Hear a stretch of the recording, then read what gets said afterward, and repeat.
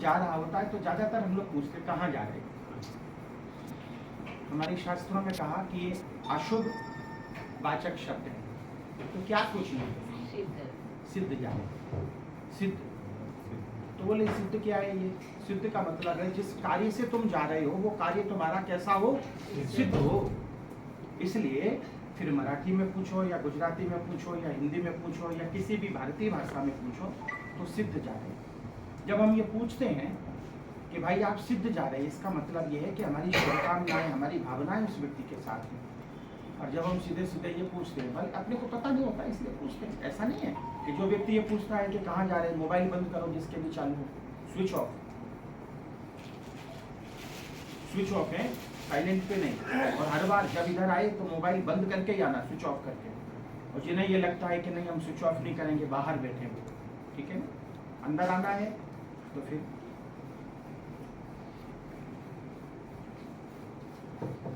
तो हम ये कह रहे थे कि ऐसा नहीं होता है कि जो व्यक्ति ये पूछता है कि कहाँ जा रहे हैं तो इसका मतलब कोई अशुभ भाव है उसके लिए। ऐसा नहीं, भाव शुभ होता है लेकिन पूछने का तरीका उसे पता नहीं होता।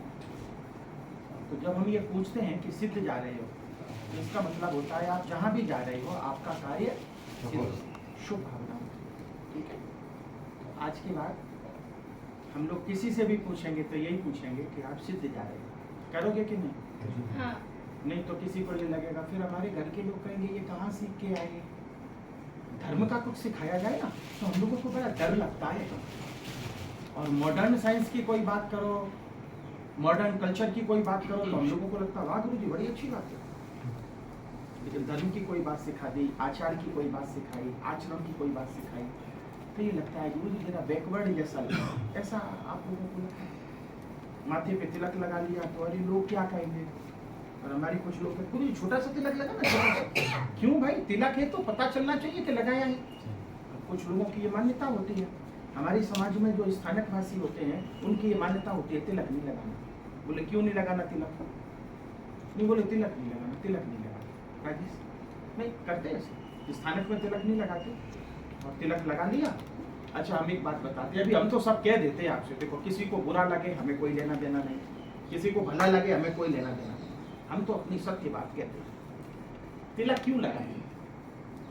ये हिंदू मुसलमान के साथ जुड़ा हुआ शब्द नहीं है, ये अपनी आंतरिक संरचना के साथ जुड़ा हुआ है। जैसे रात को आप सो जाते हैं तो स्विच ऑफ कर देते हैं, लॉक कर देते हैं, सुबह उठते हैं तो स्विच ऑन करते हैं और लॉक खोलते हैं, बराबर। विज्ञान की बात हम आपको बताते हैं। हमारे शरीर में ये स्विच ऑन करना, स्विच ऑफ करना ये कहाँ है? तो वो आज्ञा चक्र है। हमारे भारतीय शास्त्रों में, भारतीय विज्ञान में एक परंपरा बताई कि रात को सोते समय कभी भी मस्तक पे तिलक नहीं लगा होना चाहिए। एक तरफ ये भी कहते हैं कि तिलक लगा के सोना चाहिए और तिलक लगाना चाहिए, लेकिन दूसरी तरफ ये कहते हैं कि जब आप सो जाएं तो सोते समय कभी भी गले में माला नहीं चाहिए। सोते समय, सुन रहे हो ना, सोते समय कभी गले में माला नहीं चाहिए।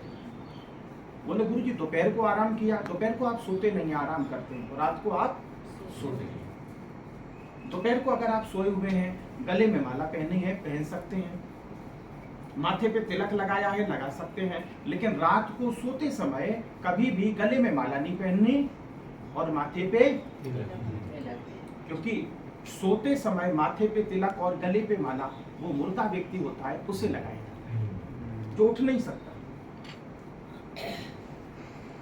सुन रहे ना? और कहीं कुछ मन में ऐसा आ रहा हो कि गुरुजी से हम कुछ पूछें तो पूछ लेना। अब दूसरा साइंटिफिक कॉज आपको बताते हैं। गले में जब माला होती है तो शरीर एक्टिव होता है, मन और विचार एक्टिव होते हैं। मस्तक पे हम जो विचार करते हैं कहाँ से करते हैं? यहीं से करते हैं। आज्ञा चक्र है हमारे शरीर में, जो 7 चक्र हैं।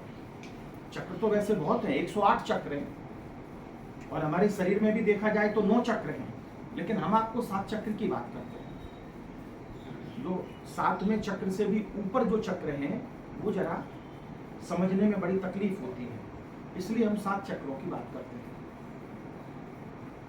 तो सोच विचार का जो केंद्र बिंदु होता है, एक्टिवेशन का जो स्विच होता है वो होता है जिसे हम आज्ञा चक्र कहते हैं, आज्ञा चक्र कहते हैं। तो देखा होगा हम तिलक कहाँ लगाते हैं? भले कोई आदमी बड़ा तिलक लगाता है, लेकिन शुरुआत तो यहीं से करेगा। और हमारे मारवाड़ियों में तो यहाँ से शुरुआत करते हैं, नाक से। कुछ देखा होगा जो वल्लभ संप्रदाय के लोग होते हैं वैष्णवों में, वो तिलक यहाँ से शुरू करते हैं, ऐसे करते हैं और फिर यहाँ से ऊपर लगाते हैं। लेकिन कहीं ना कहीं अगर देखा जाए तो ये जो आईब्रो के बीच में जिसे आज्ञा चक्र कहते हैं, वो तिलक के संपर्क में जरूर आता है। तिलक प्रायः सफेद होता है या लाल होता है या पीला होता है, ऐसा तो नहीं काले कलर का हो और फिर ग्रीन कलर का हो, ब्लू कलर का हो, ऐसे तो नहीं लगाते ना प्रायः। क्योंकि लाल कलर, पीला कलर, ऑरेंज कलर, ये जो कलर हैं ये एक ही ग्रुप के हैं, उसे हम कहते हैं लाल ग्रुप। कलरों में जो कलर्स होते हैं उनमें ग्रुप होते हैं ना, तो लाल ग्रुप कहते हैं। बोले लाल में कौन सा आता है, तो लाल में लाल आता है, पीला आता है, ऑरेंज आता है, गुलाबी को भी रख लीजिए, जो लाल से मिलते जुलते कलर। ये क्या करता है, हमारे शरीर में गर्मी पैदा करता है। और जैसे ही हमने ये तिलक कहाँ पे लगाए, अब जैसे आजकल महिलाएं रेगजीन की बिंदी लगाती हैं, कोई मतलब नहीं, हम तो ये कहते हैं उनका आज्ञा चक्र बंद हो रहा है। मेरी अपनी सोच है। बोले गुरुजी ऐसे कैसे कह सकते हैं, क्या अनुभव है आपको? हमने कहा अनुभव है, हमने सालों तक रेगजीन की बिंदियां लगाई, बाहर लगा के नहीं जाते थे। वैसे कुछ संत भी हैं जो रेगजीन की बिंदी लगाते, हम जब देखते ना वीडियो वगैरह देखते, ध्यान से देखते तो पता चलता उनकी रेगजीन की बिंदी इतनी पतली होती है कि वो तिलक जैसी होती है, समझे ना? ठीक है, लेकिन इस पे जब आप रेगजीन लगाते हैं या दूसरा कोई वो लगाते हैं तो क्या हुआ, ये बंद हो गया। तो ये जो कलर है वो फिर सूखा हो या फिर गीला कलर हो, उससे हमारा जो आज्ञा चक्र है वो एक्टिवेट हो, पक्का। तो एक्टिवेशन कब चाहिए? जब दिन में हम काम कर रहे हैं तो तिलक जरूरी है। और रात को अगर आपका जो दिमाग है वो एक्टिव रहेगा, हम डेड होने की बात नहीं करते, एक्टिव रहेगा, तो रात को आपको नींद नहीं आएगी।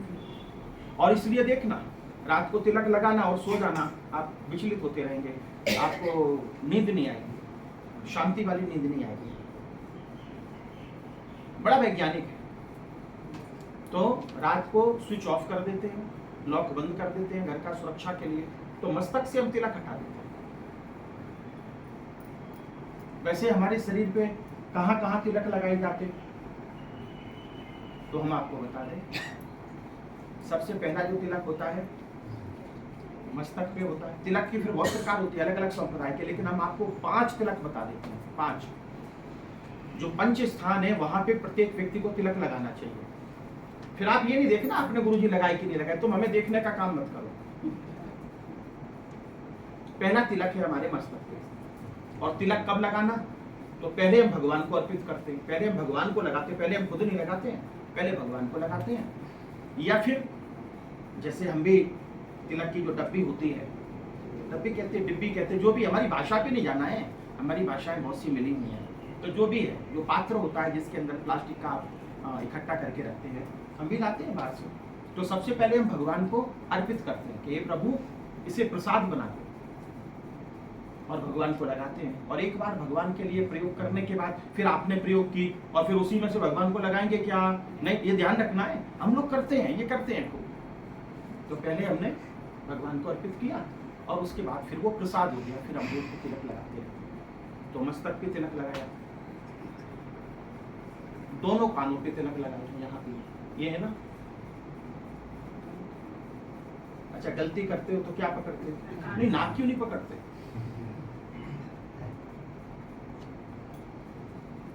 हमने क्या कहा, क्या होती है यहाँ पे पूषा नाड़ी, ये बताया था कि यहाँ पे ये क्या है, शुद्धिकरण।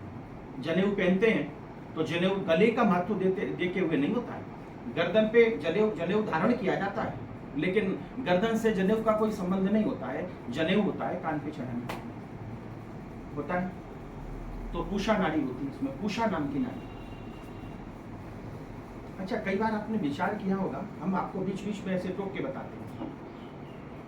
पहले हमारे यहाँ, अब अभी भी कुछ परंपराओं में लकड़ी की खड़ाऊ पहनते हैं। राम जब वनवास के लिए गए थे तब उन्होंने खड़ाऊ पहनी थी। ये संत लोग खड़ाऊ क्यों पहनते हैं? खड़ाऊ समझते? लेकिन दो दो प्रकार की खड़ाऊ होती है। एक होती है बेल्ट वाली और एक होती है खूंटी वाली, जिसके अंदर एक गोल रिंग होता है और वो अंगूठे और अंगूठे की पास की उंगली के बीच में आती है। तो इसका वैज्ञानिक क्या महत्व है? खूंटी कौन पहने? खूंटी वाली खड़ाऊ। समझना और स्वीकार करना, उसे धारण करने की कोशिश करना, नॉलेज के लिए कहना। इसका मतलब ये नहीं फिर तो गुरुजी आपने क्यों नहीं पहने। तो जो हमारे शरीर में जो वासना की नाड़ी होती है, हमारे यहाँ कहते हैं ना पंच विकार, काम क्रोध लोभ मोह षड ऋतु। तो जो सबसे पहला है वो शुरुआत कहाँ से करते? क्रोध काम नहीं कहते, काम क्रोध। कामात जायते क्रोधा, गीता में कहा है कामात जायते क्रोधा, कामना से क्रोध पैदा होता है। एक व्यक्ति के अंदर वासना पैदा हुई और वासना की पूर्ति नहीं होती है तो फिर व्यक्ति क्या करता है? क्रोध करता है। कामात जायते क्रोधा, क्रोधा बुद्धि विनश्यति, कामना से क्रोध पैदा होता है और क्रोध से फिर क्या होता है? बुद्धि का विनाश होता है। कामात जायते क्रोधा, क्रोधा बुद्धि विनश्यति, और फिर बुद्धि के विनाश होने के बाद क्या होता है? फिर तो आदमी पशु बन जाता है। तो वासनाएं दो प्रकार की होती हैं। एक तो होती है विचारों की वासना, जिसे हम वासना कहते हैं, जिसे हम काम कहते हैं। काम बोले मन में विकार आया और आदमी फिर पागल हो गया। एक तो वो वासना होती है और दूसरी वासना होती है वस्तुओं की वासना,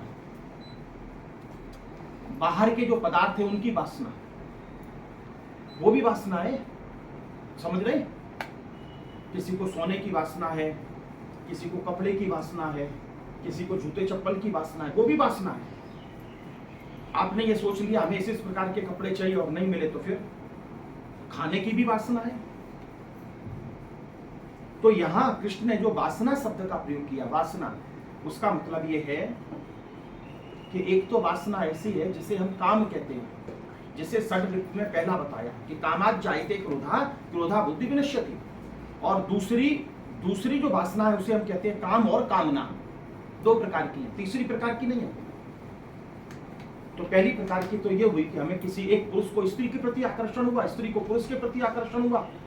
वो है जो षट रिपु हैं, जो हमारे 6 रिपु हैं, उनमें प्रबल, सबसे प्रबल, जो काम क्रोध को जन्म देता है, काम क्रोध लोभ मोह अहंकार मत मत्सर सबको जन्म देने वाला वो है वो राजा, वो काम। और यही दूसरी प्रकार का जो होता है वही वासना हमारी जब व्यक्ति के प्रति ना होके वस्तुओं के प्रति हो जाती है तो उसको हम कामना कहते हैं। कामना एक हमारी वासना ऐसी हो गई कि अपेक्षा होती ना, कि हमारी तो ये अपेक्षा है, और अपेक्षा की पूर्ति अगर नहीं की, अपेक्षा की अगर पूर्ति नहीं हुई, पत्नी को ऐसे ही करना चाहिए, पति को ऐसे ही करना चाहिए, पुत्र को ऐसे ही करना चाहिए, और वो जो हमारी अपेक्षा होती है, जब अपेक्षा की पूर्ति नहीं होती तो क्या आता है? कृष्ण कहते हैं कि क्रोध से पहले क्रोध का जो कारण होता है वो काम होता है। तो इसका मतलब है वासनाएं दो प्रकार की हुई। एक व्यक्ति ऐसा है, ब्रह्मचारी है, शुद्ध है, बुद्ध है। हमारे तमाम ऋषि मुनि ऐसे हैं, गुस्से में आ जाते थे, आते थे कि नहीं? तो क्या इसका मतलब ये नहीं कि उनके अंदर वासना पैदा होती थी, लेकिन व्यक्ति के प्रति उनका ये विचार था कि ऐसा ही होना चाहिए। अगर उसके प्रति वो कहीं उसकी दृष्टि से अगर गलत जा रहा है तो उन्हें गुस्सा आ जाता था, श्राप देते थे। श्राप से पहले क्या आता था? क्रोध आता था कि नहीं? किसान तो बैठे और ऐसे ही गुस्सा दे दिया, ऐसे तो नहीं देते थे ना, क्रोध आता था। तो क्रोध की उत्पत्ति कहां से होती है? गुस्से की उत्पत्ति कहां से होती है? तो कृष्ण कहते हैं गीता में, कामात जायते क्रोधा, क्रोधा बुद्धि विनश्यति। बुद्धि का विनाश कैसे होता है?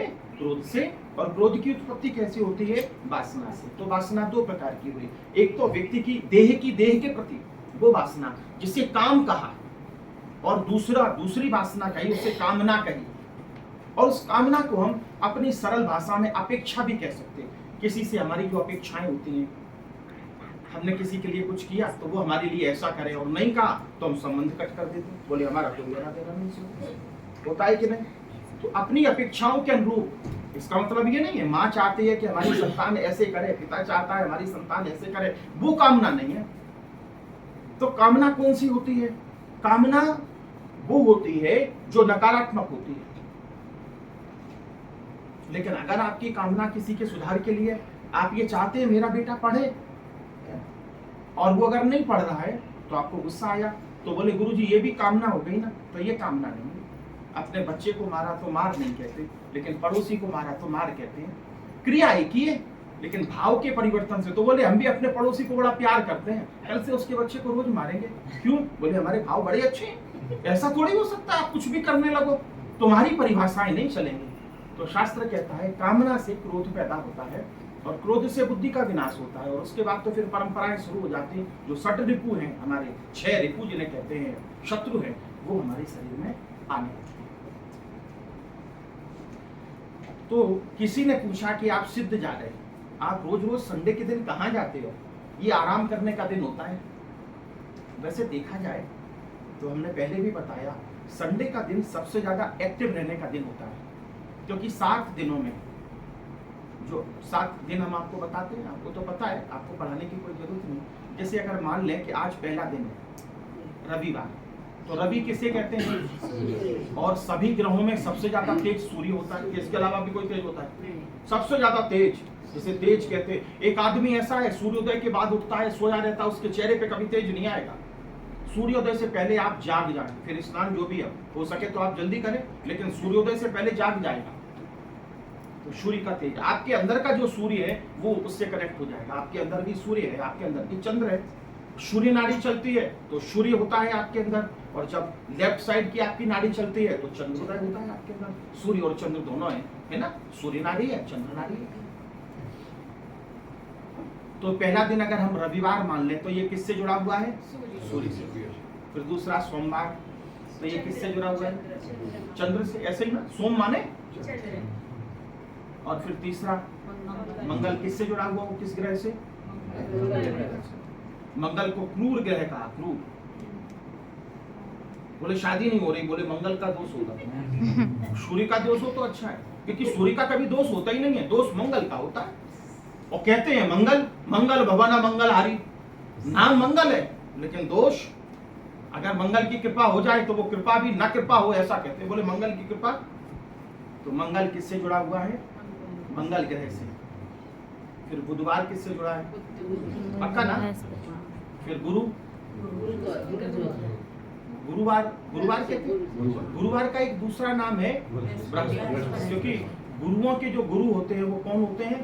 बृहस्पति देव, इसलिए इसे बृहस्पति भी कहते हैं।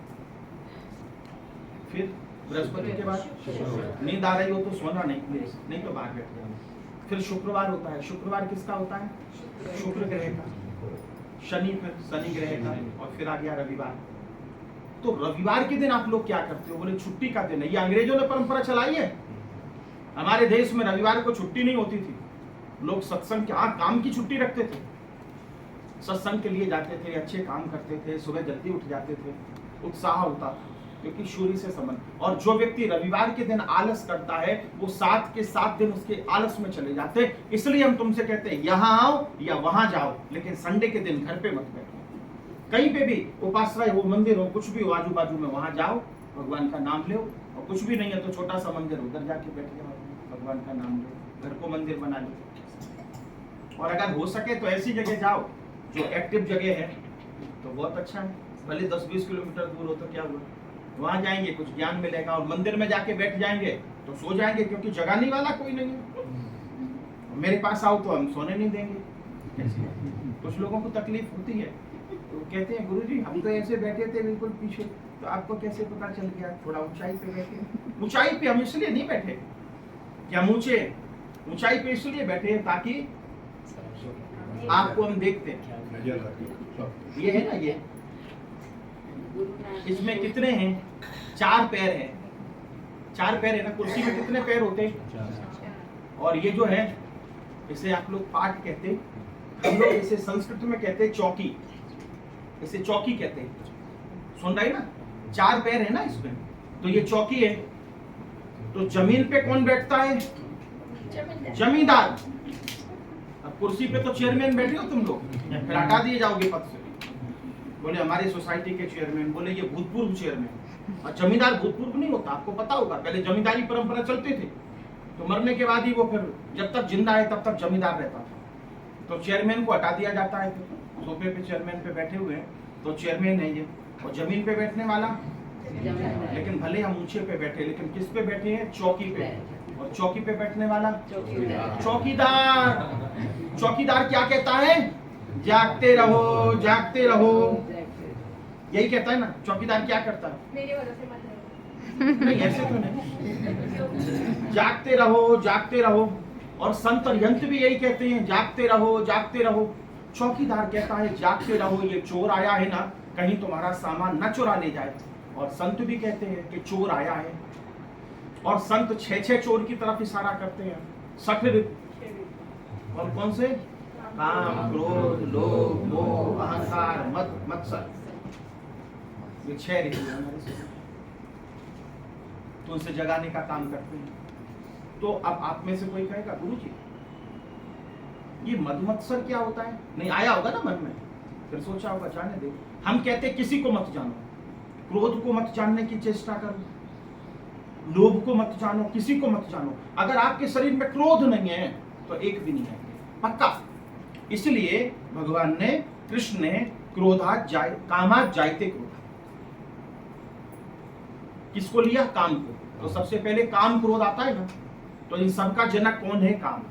तो हमारे शरीर में काम पैदा नहीं होने दो, माने वासना जो होती है शरीर में, वासना नहीं होने दो। सात्विक पदार्थ खाओगे, सात्विक मन रखोगे, सात्विक शरीर रखोगे, सुबह जाग जाओगे। हमारे यहाँ तो पहले नाश्ता करते हैं और फिर नहाते हैं, तो तामसी हो गई। तामसी व्यक्ति को वासना बहुत सताएगी, और जो व्यक्ति सुबह उठते ही कहता है कि नहीं भाई हम पहले नहाएंगे उसके बाद ही मुंह में कुछ जाएगा, तो वो व्यक्ति का एक सात्विक लक्षण होता है। क्योंकि बिना स्नान किए जो व्यक्ति खाता है, बिना स्नान किए जो व्यक्ति खाना खाता है वो मिलेच्छ होता है, मिलेच्छ। और शास्त्रों में कहा है कि बिना स्नान किए भोजन करने वाला व्यक्ति भोजन नहीं मल खा रहा है, ये समझना चाहिए। क्यों? एक या बराबर है। अब यहाँ बैठे हुए आधे से ज्यादा लोग हैं जो बिना नहाए सुबह चाय पीने की मनाही नहीं है, लेकिन नहाओ, सुबह स्नान करते हो तो तुम्हारा मन मंदिर बन जाता है, और बिना नहाए धोए खाते हो तो तुम्हारा मन क्या बनता होगा पता नहीं। ठीक है, तो ये बात किसकी रही कि हमारे जीवन में अगर एक काम को, कृष्ण कहते हैं काम को अगर हम नियंत्रित कर लें, तो ये सारी चीजें नियंत्रित कैसे होंगी? जब हम सात्विक भोजन करेंगे, सात्विक दिनचर्या होगी हमारी, जो हमारे संगी साथी हैं वो अच्छे विचारों के होंगे। तो यहाँ आज जो शुरुआत की थी वो ऐसे की थी कि जो तिलक है वो हम लगाते हैं, स्नान के बाद ही लगाएंगे, या बबूती रखी और बस सुबह मुंह धोया और लगा ली। हाँ, कभी ऐसी परिस्थिति में जब आप स्नान न कर सकें तो क्या करें? तो हम अपने ग्रुप में डालते रहते हैं, तुलसी जी की जो मिट्टी होती है तुलसी के पास की, वो अगर आपने मस्तक पे लगाई तो आपने स्नान किया। माने देखिए जब हम सोते हैं ना तो नकारात्मक हो जाते हैं, तो वो नकारात्मकता तुलसी जी की मिट्टी सिर पे लगाने से, लगानी यही है, तो हम शुद्ध हो जाते हैं। या फिर देसी गाय होती है, देसी गाय का गोबर होता है, जिसे गाय गोबर भी होता है, उसमें मिट्टी मिली होती है, जहाँ गाय रहती है ना वहाँ की मिट्टी, गोरज कहते हैं, गोरज। तो वो भी हम अपने मस्तक पे धारण करते हैं, तो उससे भी शुद्धि हो जाती है। कहीं प्रवास में गए तो आप ऐसा कर सकते हो, लेकिन वहां पे भी ऐसी कोशिश करना। तो बोले ठीक है गुरु जी, अब तो ठंडी के दिन आएंगे तो क्या करेंगे?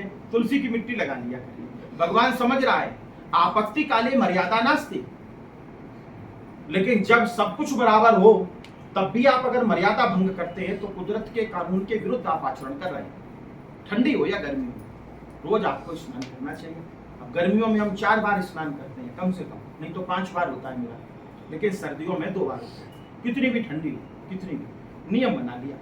और जीवन में कभी गर्म पानी से नहीं नहाते, कभी नहीं नहाते। तुम लोग तो आज भी गर्म पानी से नहाए होगे, कितने ऐसे हैं जिन्होंने गर्म पानी के बिना नहीं नहाया होगा, लेकिन हमने जीवन में कभी गर्म पानी से नहीं नहाया, ठंडे ठंडे पानी से नहाते हैं। जब आप ठंडे पानी से स्नान करते हैं तो शरीर के अंदर गर्मी पैदा होती है। आप स्नान ठंडे पानी से करना, फिर बाहर आना, आपको ठंडी नहीं लगेगी, गर्मी लगेगी। गर्म पानी से स्नान करना, बाथरूम के बाहर आना, आप जैसे ही बाहर आएंगे आपको ठंडी ठंडी लगेगी। लगेगी। लगेगी कि नहीं? माने 10 मिनट आप ठंडा पानी प्रयोग करते हैं तो 24 घंटे आपके शरीर में गर्मी रहती है, और 10 मिनट आप गर्म पानी का लोभ करते हैं, शेष समय आपके शरीर में ठंडक रहती है। अब ठंडक करेंगे, बोले गर्मी में तो ठंडक अच्छी चीज है, नहीं अच्छी चीज नहीं है। ये हम जिस ठंडक की बात कर रहे हैं वो ठंडक की बात नहीं, ठंडाई की बात नहीं है, जीवन की जो ऊर्जा है उसकी बात करते हैं। जब तुम ठंडे पानी से नहाते हो तो पूरे दिन तुम्हारी ऊर्जा एक्टिव रहती है, सात्विक ऊर्जा तुम्हारे शरीर में, आलस नहीं आता है। तुम ठंडे पानी से नहाना शुरू करो, देखो तुम्हारा आलस चला जाएगा, न जाए तो कहना। और गर्म पानी से नहाना शुरू करते हो, देखो अच्छा गर्म पानी से नहाया और जैसे ही बाथरूम के बाहर आए नींद आने लगती। सच कह रहे, लगभग नहाने के बाद तो तुम लोगों को नींद आती है, लेकिन अगर ठंडे पानी से नहाओगे तो हर नींद नहीं आएगी।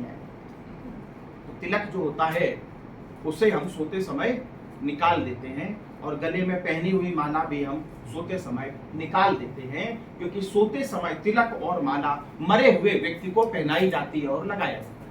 समझ गए? तो सोते समय कभी भी गले में माला नहीं पहनना। बोले गुरुजी हम तो रुद्राक्ष की माला पहने ही रहते, कभी नहीं निकालते। रुद्राक्ष की माला रात को सोते समय निकाली और पास में रख ली, उसमें तो कोई दिक्कत नहीं, लेकिन गले में रुद्राक्ष की माला नहीं। ये सब तो चलता है। हाँ तो चाले हैं। आगे तो पेरी चाले। हाँ चाले। मंगलसूत्र। बता रहे, ठीक है। अब क्या पहन सकते हैं? मंगलसूत्र पहन सकते हैं, सोने की चेन वगैरह ये पहन सकते हैं, क्योंकि अभी आप लोग मेरे विरुद्ध हो जाओगे कुछ भी कहने के, धीरे धीरे समझाना पड़ता है। अब कितनी ऐसी स्त्रियां होंगी जो पहनती मंगलसूत्र है लेकिन अपने पति के प्रति वफादार रहती हैं और पति का अच्छा विचारती हैं? ऐसी कितनी स्त्रियां होंगी बोलो? हम समझते बहुत कम होंगी इस दुनिया में। ये मंगलसूत्र का तो नाम है केवल, बस, इसलिए हम कुछ नहीं कहते, भले पहने रहो, लेकिन कम से कम जो पूजा पाठ की मालाएं हैं, रुद्राक्ष की माला है, ये सब मालाएं हैं, वो उतार दिया, ठीक है। बाकी जितना कर सको उतना अच्छा। अब आज हम आपको संक्षेप में बड़ी अच्छी बात बताते हैं। हमारे हिंदुस्तान में संतों को संत कहते हैं ना, संत ऐसे ही कहते हैं ना, फिर अलग अलग नामों के हम उसमें नहीं जाते, लेकिन एक संत नाम है, संत है। बोले संत नामदेव, संत ज्ञानदेव, संत। तो संत का मतलब क्या होता है? संत की परिभाषा है कि जो व्यक्ति सत्य की खोज में अपना अंत कर देता है, जो व्यक्ति सत्य की खोज में अपना अंत कर देता है, वो संत होता है। समझ गए? यही है ना परिभाषा। संत कौन है? संसार बनाने के लिए संत उसे नहीं कहेंगे ना, महल बनाने के लिए उसे संत नहीं कहेंगे। संत वो होता है जो सत्य की राह पे चलता है, और कब तक चलता है? अंत तक चलता है। अथवा कि वह व्यक्ति जो अंत तक सत्य की राह पे चलता है, कंप्रोमाइज नहीं करता अपने सिद्धांतों से, उसे संत कहते हैं। समझ गए? संत स माने सत्य और अंत माने अंत, अंत माने अंत तक। इसका मतलब ये नहीं बोले सत्य के लिए सुसाइड कर लेता है, वो अंत करना नहीं। जीवन की अंतिम घड़ी तक जो व्यक्ति सत्य का अनुसरण करता है, वो व्यक्ति संत कहलाता है। लेकिन पाश्चात्य संस्कृति में, विदेशी संस्कृति में, वेस्टर्न कल्चर में संत को क्या कहते हैं? क्या कहते हैं? सेंट। सेंट शब्द की जो उत्पत्ति है वो सेंसन शब्द से हुई। सेंसन समझे? सेंट शब्द की जो उत्पत्ति हुई है ना, ये कहां से आया? वो हुई है सेंसन शब्द से। मदर टेरेसा जब तक जिंदा थी तब तक किसी ने उन्हें सेंट की उपाधि नहीं दी। नहीं दी। लेकिन हमारे यहाँ तो जो सत्य के मार्ग पे चलता है उसको हम संत की उपाधि दे देते कि नहीं देते? लेकिन पाश्चात्य संस्कृति में ऐसा नहीं है। मरने के बाद चर्च ये नक्की करता है कि ऐसी उपाधि दी जाए कि नहीं, तब हम जाके उसे सेंट की उपाधि देते हैं। लेकिन हमारे कबीरदास, हमारे सूरदास, हमारे तुलसीदास और तमाम संत जो हमारे देश में हुए, संत ज्ञानदेव जी, संत नहीं, संत श्रेष्ठ, संतों में श्रेष्ठ हुए, तो उन्हें संत की उपाधि मरने के बाद दी गई या जीते जी दी गई? जीते जी। लेकिन पाश्चात्य संस्कृति में ऐसा नहीं है, क्योंकि जो सेंट शब्द बना है वो किससे बना है? सैंक्शन, अनुमति। जब तक अनुमति नहीं मिलेगी, और संत की उपाधि देने वाले कौन होते हैं? जो खुद संत नहीं होते हैं, वो उपाधि देते हैं।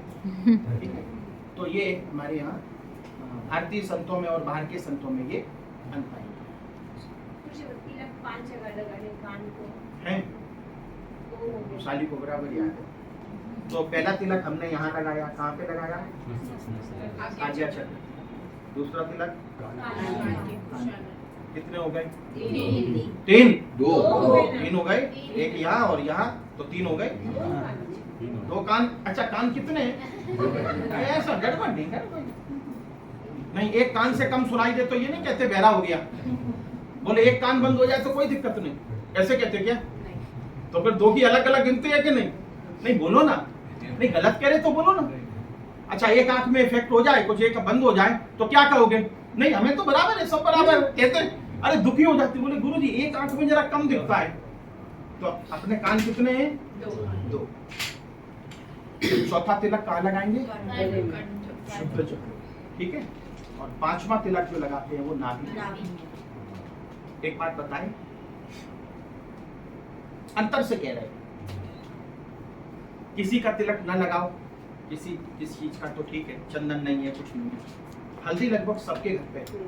और हम ये विश्वास पूर्वक कहते हैं, किसी भी गुरुवार से थोड़ी सी हल्दी ले लो कटोरी में, और आपके पास गंगा जल नहीं हो तो मेरे पास से ले जाना। वैसे हर पोस्ट ऑफिस में, हिंदुस्तान के प्रत्येक पोस्ट ऑफिस में गंगा जल मिलता है, ये हम आपको बता दें। और नहीं है तो मेरे पास से ले जाना, अपनी वो बाटली लेके आना और उसमें गंगा जल मिलाया और बस घोल के रख लिया, ऐसे ऐसे में भर लेना। किसी भी गुरुवार से शुरुआत करना, मस्तक पे तिलक लगाना और नाभि। ये नहीं हम कह रहे कान पे भी लगा सकते हो। बोले गुरुजी तुम ही ने नहीं लगाया, तो मस्तक पे और नाभि पे। जो व्यक्ति हल्दी का तिलक, चंदन की नहीं कहते, हल्दी का तिलक प्रतिदिन स्नान के पश्चात नाभि पे लगाता है, पहले तो वो स्वस्थ रहता है, तानदेन क्रिया उसकी शुरू हो जाती है पक्का। अपने आप नहीं, ऐसे ही नहीं। गुरुजी अगर मजाक में भी बोलेंगे तो असत्य नहीं बोलेंगे कभी, क्योंकि हम संत हैं। सत्य के मार्ग से कभी विचलित नहीं होंगे, तानदेन क्रिया शुरू हो जाएगी। तो हल्दी मस्तक पे लगाई, हल्दी अच्छी लगती है। और लक्ष्मी की तकलीफ उस व्यक्ति को जीवन में कभी नहीं हो सकती जो नाभि पे तिलक लगाता है हल्दी का, कभी नहीं हो सकती। हम आपको विश्वास पूर्वक कहते हैं, गुरुवार से शुरुआत करें, ठीक है। गुरु का दिन होता है और हल्दी का दिन भी होता है। नहाने के बाद ही लगाना। देखिए हमने पहले ही कह दिया, हमारे देश में सारी शुभ क्रियाएं स्नान के बाद ही करनी है। भगवान से कहना भगवान शरीर भी जाए तो तब जाए, किसी को नहलाने की जरूरत नहीं पड़े। बाद में नहलाते हो कि नहीं? नहलाते कि नहीं? लेकिन भगवान नहा धो ले उसके बाद जाए पूजा पाठ करके। जब प्राण तन से निकले, कब निकले हैं? जब वो प्राण तन से निकले तो क्या हो? मुंह में तुलसी का दल, तुलसी का दल। प्राण निकले, निकलने के बाद नहीं, मुंह में तुलसी हो और मुंह में गंगा जल हो और मुंह में भगवान का नाम। अब कुछ लोग कहते हैं गुरुजी ये भगवान का नाम हम पूरे दिन जरा मुश्किल हो जाता, नहीं ले पाते। और गालियां और हिंदुस्तान में सबसे ज्यादा गालियां माँ के ऊपर दी जाती हैं। सावधान, शर्म नहीं आती है तुम्हें? जब तुम माँ कहते हो तो किसकी माँ याद आती है? देते हैं गालियां, हमने सुना है। माँ और बहन, वाह यही 2 पात्र मिले। बहन जो सबसे ज्यादा शुभचिंतक होती है तुम्हारी, उसकी गाली दे रहे हो तुम। पड़ोसी के नाम की गाली हम लोग कभी नहीं देते। देते कभी नहीं देते ना। ज्यादातर किसके नाम की गालियां देते? नहीं, शर्म नहीं आ रही? और फिर पूजा करो, पाठ करो, कुछ भी करो, तुम सब बेकार। जो माँ जन्मदात्री है कैसे भी हो, उसे तुम सम्मान तो नहीं दे पाए, लेकिन गाली दे रही हो उसे। नहीं, हम सुनते हैं, हमारे आजू बाजू के लोग हैं बड़े अच्छे अच्छे जो गालियां देते हैं माँ की। नहीं, उनसे पूछो भाई माँ ने क्या किया, और फिर रोते हैं। माँ मर जाती है तो फिर रोते हैं, श्राद्ध करते हैं माँ का। और श्राद्ध में भी अपनी पत्नी को गालियां देते हैं, खाना नहीं बनाया, और आगे पीछे भी बोलते हैं। हमारे यहाँ श्री लगाते नाम के पहले और बाद में क्या लगाते? जी। तो कुछ गालियां देने वाले पहले गालियां देंगे और फिर बाद में गालियां देंगे। और श्राद्ध किसका कर रहे हैं? माँ का। तो जिस दिन माँ का श्राद्ध करो उस दिन माँ के गुणगान गाने चाहिए कि माँ अगर तुम ना होती तो इस धरती पे हम। पिता तो बायोलॉजिकल फादर होते हैं, असली तो पिता माँ है कि नहीं? 9 महीने गर्भ में रखने वाली, अपना रक्त देने वाली। पहले बच्चे को जब जन्म देती है माँ, तो लगभग 30% जो टोटल उसका होता है, टोटल स्ट्रेंथ, वो खून हो, रक्त हो, मांस हो, मज्जा हो, सब कुछ अपने संतान को देती है, 30%। और इसीलिए हमारे यहाँ कहते हैं जिसकी 2-3 संतानें हो गई होती है, उसके बाद करीब 40-50% कैल्शियम उसके शरीर का कम हो जाता है। हम तो कहते हैं किसी भी प्रकार की गाली देते हो तो मत देना, लेकिन माँ की तो गाली नहीं देनी। इसका मतलब हमने दूसरी गाली देने के लिए हाँ नहीं किया है, हम तो गाली के लिए तो हाँ हो ही नहीं सकते, लेकिन कभी ऐसे मन में आया इसलिए कह दिया। माँ के उपकार इतने हैं, जीवन में कभी हमें माँ की गाली नहीं देनी। देते हैं तो अपने कान पकड़ लेना, ऐसे नहीं हम नहीं पकड़ लिया नहीं। अभी आप कहेंगे गुरुजी बड़े समझदार हैं, हाथ ऊपर नहीं कराया और कहते कान पकड़ो जिसने माँ की गाली दी, तो आप लोग तो नहीं पकड़ेंगे ना, तो हम ही पकड़ लेते। हमने दी नहीं कभी गाली है, मेरे मुंह से कभी जीवन में गाली नहीं निकली और ना निकलेगी। इतना तो है, गुस्सा उस्सा आता है, मैं ऐसे नहीं, गुस्सा नहीं है। अब संतों की परंपरा में गुस्सा नहीं हो ऐसा हो ही नहीं सकता, तो गुस्से वाले तो हैं हम, थोड़ा अनुशासन कहीं हो, लेकिन ना ना कभी नहीं। हम तो कहते हैं जिस दिन माँ की गाली निकले, भगवान उससे पहले पूरा शरीर उठाए। कैसे भी माँ तो माँ होती है।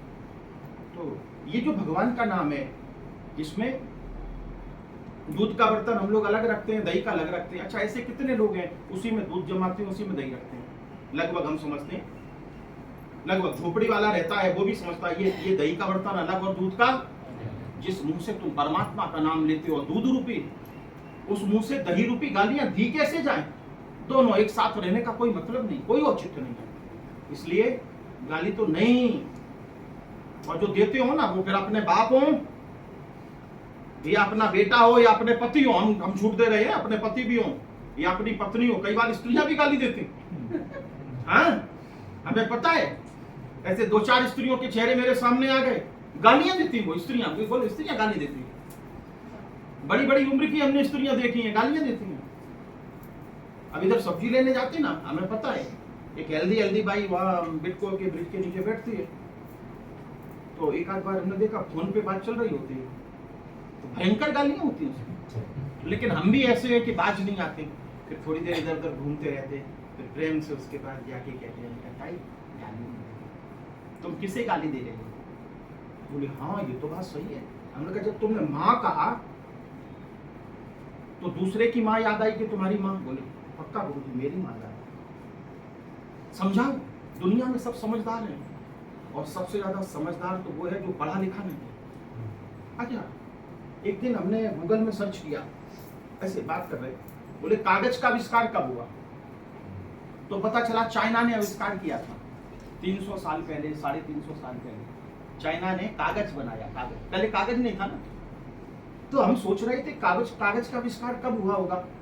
तो 600 साल पहले कबीरदास जी ने लिखा, क्या लिखा? मसी कागज छुयो नहीं, उनके दोहे में आता है कागज। तो इसका मतलब हमारे देश में पहले से कागज बनता होगा कि नहीं? उन्होंने कहा न तो मसी माने स्याही, मसी कागज, उन्होंने ताड़पत्री नहीं कहा। देखो हमारे यहाँ ये ताड़पत्री के ग्रंथ हैं, ये ग्रंथ हैं करीब 2500-3000 साल पुराने, ताड़पत्री पे लिखे गए। तो पहले तांबे पे लिखे जाते थे। हमें लगता कबीरदास के समय में भारत में कागज का आविष्कार हो गया, इसीलिए वो लिखते हैं मसी कागज छुयो नहीं, कलम गही नहीं हाथ। न तो हमने कागज का स्पर्श किया, न हमने स्याही का स्पर्श किया, और ना हाथ में पेन पकड़ा, कलम पकड़ी। समझ गए? तो इसका मतलब पहले कबीरदास जी के समय में कागज आया होगा, ऐसे हम तुम लोगों से कहते। एक दिन हम बाहर थे, विदेशों में पढ़ते थे तब, तो एक भाई ने हमसे पूछा कि ये गति का जो नियम होता है, गति का क्या कहते? तुम तो पढ़े लिखे, इंग्लिश में क्या कहते? गति के नियम। पहले मुंह बंद करना था। हमारे यहाँ तो मुंह खोल के, हिंदी में सब शब्द हिंदी मुंह खोल के बोले जाते हैं, इंग्लिश में कुछ। तो इसे किसने किया? इसका इन्वेंशन किसने किया? न्यूटन ने। आप सब कहते हैं कि गति के नियम वो किसने इसका आविष्कार किया? हम कहते हैं भगवान कृष्ण ने किया। जैसा कर्म करेगा वैसा फल देगा। एक्शन का रिएक्शन, बोलो किया कि नहीं? जैसा वैसा। लोलक होता है ना, जितना इधर जाता है उतना ही नहीं उधर इधर जाता है, जितना फिर धीरे धीरे कम हुआ तो फिर इतना ही, फिर कम हुआ तो फिर इतना होता है कि नहीं? तो किसने किया? आज से कम उनको बता देना जो लोग ये कहते हैं कि तुम जाओगे ना बाहर, तो न्यूटन ने ये आविष्कार नहीं किया। न्यूटन ने बताया लोगों को कि ये कृष्ण ने आविष्कार किया था इसका, कि जैसा कर्म करोगे वैसा फल मिलेगा। क्योंकि न्यूटन ने कहा, अब जैसे हम तुम्हें राम की कथा सुनाए और बाद में फिर राम को तो तुम भूल जाओ, योगीराज की कथा शुरू कर दो, लेकिन नहीं, कथा तो किसकी होती है? योगीराज की तो व्यथा हो सकती है, लेकिन कथा तो केवल राम की हो सकती है। तो ऐसी बात, तो ठीक है। खड़ा हुआ खड़ाऊ, हाँ ये देखो, तो खड़ाऊ क्यों पहनते हैं? तो अंगूठे और अंगूठे के पास की जो उंगली होती है उसके बीच में जो काम की नाड़ी होती है, वासना की, वो होती है। हम तो संत हैं, हम अगर नहीं कहेंगे तो कौन कहेगा? जब कभी ऐसा हो तो मैं वासना सताए, वैसे जो व्यक्ति रात को पैरों को ठंडे पानी से धो लेता है, सुन रहा है ना, ठंडे पानी से पैरों को धो लो। ठंडे का मतलब, ठंडा का मतलब, ठंडा माने कुदरती ठंडा, ये आइस वाला नहीं। ठंडे पानी को धो लें, फिर पोंछना नहीं है उन्हें, अपने आप सूखे, ऐसा करना है। पोंछे तो फिर बेकार। पैरों को ठंडे पानी से धोया और पैरों पे पानी डालने से पहले मुंह धो लेना, तो पैरों फिर मुंह को धो लेना, अपने पोंछ लेना। लेकिन जो पैर है, पैर पे पानी डाला, लेकिन उसे पोंछना नहीं है कपड़े से, पोंछने कहते हैं ना, सूचना नहीं, पोंछना नहीं, और अपने आप सूखने देना। तो जरा सी देर में शरीर में गर्मी होती है ना, सूख जाता है। बंद कर दे बेटा मोबाइल। और ऐसा व्यक्ति, सुन रहे हो ना, आप पैरों को ठंडे पानी से, जो रूम टेम्परेचर होता है उसे ठंडा पानी कहते हैं, धो लीजिए, और धोने के बाद फिर अपने आप सुखाएं और सो जाइए। जीवन में कभी भी रात में दुस्वप्न नहीं आएंगे, आपकी रात खराब नहीं होगी, और हम ये गारंटी देते हैं कि जीवन में कभी भी आपको वासना, काम आपके जीवन में पैदा नहीं हो सकता। जिन्हें करना है, सात्विक मार्ग पे जाना है, उनके लिए कहना चाहते हैं, ठीक है? हाँ, इतना धो लिया पैर, और फिर लुचवानो नहीं, बस धो गए और ऐसे ही सूख जाए। अच्छा, कपड़ा धोते ना, कपड़ा धोया और सुखाओ, इतनी देर में नहीं सूखेगा। अगर वही कपड़ा आपने भीगा पहन लिया तो तुरंत सूख जाता। हम देखते नदी के किनारे बच्चे नहा रहे होते हैं ना, और भीग गए, फिर आके वो धूप में जरा से बैठे, कपड़े सूख गए उनके, और फिर से नदी में नहा लेते। और यही सुखाने के लिए जाओ तो फिर आप ये कहेंगे, गुरुजी अगर पैर भीगे हैं तो सूखेंगे कब? जरा सी देर में सूख गए, ठीक है? अच्छा, एक बड़ी अच्छी चीज बताएं, तुम सोच के दंग रह जाओगे। देखो मोटर बंद की, बड़ी अच्छी चीज बताओ। सुन रहे हो ना, सो रहे हो, वो बाहर जाना है प्लीज। जमीन के अंदर कोई व्यक्ति जिंदा है या मरा हुआ है, ये बिना खोदे हुए कैसे आप जान पाएंगे? होता है ना। घटना कैसी हुई? आज थोड़ा ही सा प्रवचन करना है। मैं आज हमारी मथुरा वृंदावन हम जा रहे हैं, हमारी ट्रेन है, तो आज जरा कितने 12 बज गए, ये घटना पूरी कर देते हैं। पूरी घटना बताएं। चलो सुनो, आज बहुत बड़ा ज्ञान दे रहे हैं। तुम अगर 1000 रुपए भी दोगे तो कम नहीं। हम इतना बड़ा ज्ञान दे रहे हैं कि साइंस फेल है। वो साइंस विज्ञान हमसे पूछती है कि योगीराज जी क्या ऐसी चीज है जो 20 साल पहले मरे हुए व्यक्ति को आपने जिंदा कर दिया? आज हम बता देते हैं। तो हिमाचल प्रदेश में एक जगह हमारा कार्यक्रम चल रहा था। हिमाचल प्रदेश में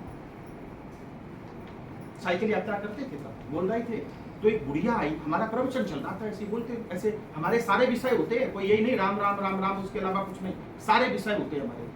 और ऐसे बात में निकला कि अगर सांप काट लेता है किसी को और जब तक नाक से खून ना आए वो व्यक्ति मरता नहीं है। सुन रहे हो ना? और इसलिए जिस व्यक्ति को सांप ने काटा है, हमारे हिंदुस्तान में कभी उसे जलाया नहीं जाता, कितना भी बड़ा हो, हिंदू हो कि कोई हो, उसे या तो दफन कर देते हैं या पानी में डाल देते हैं, जल प्रवाह कर देते हैं।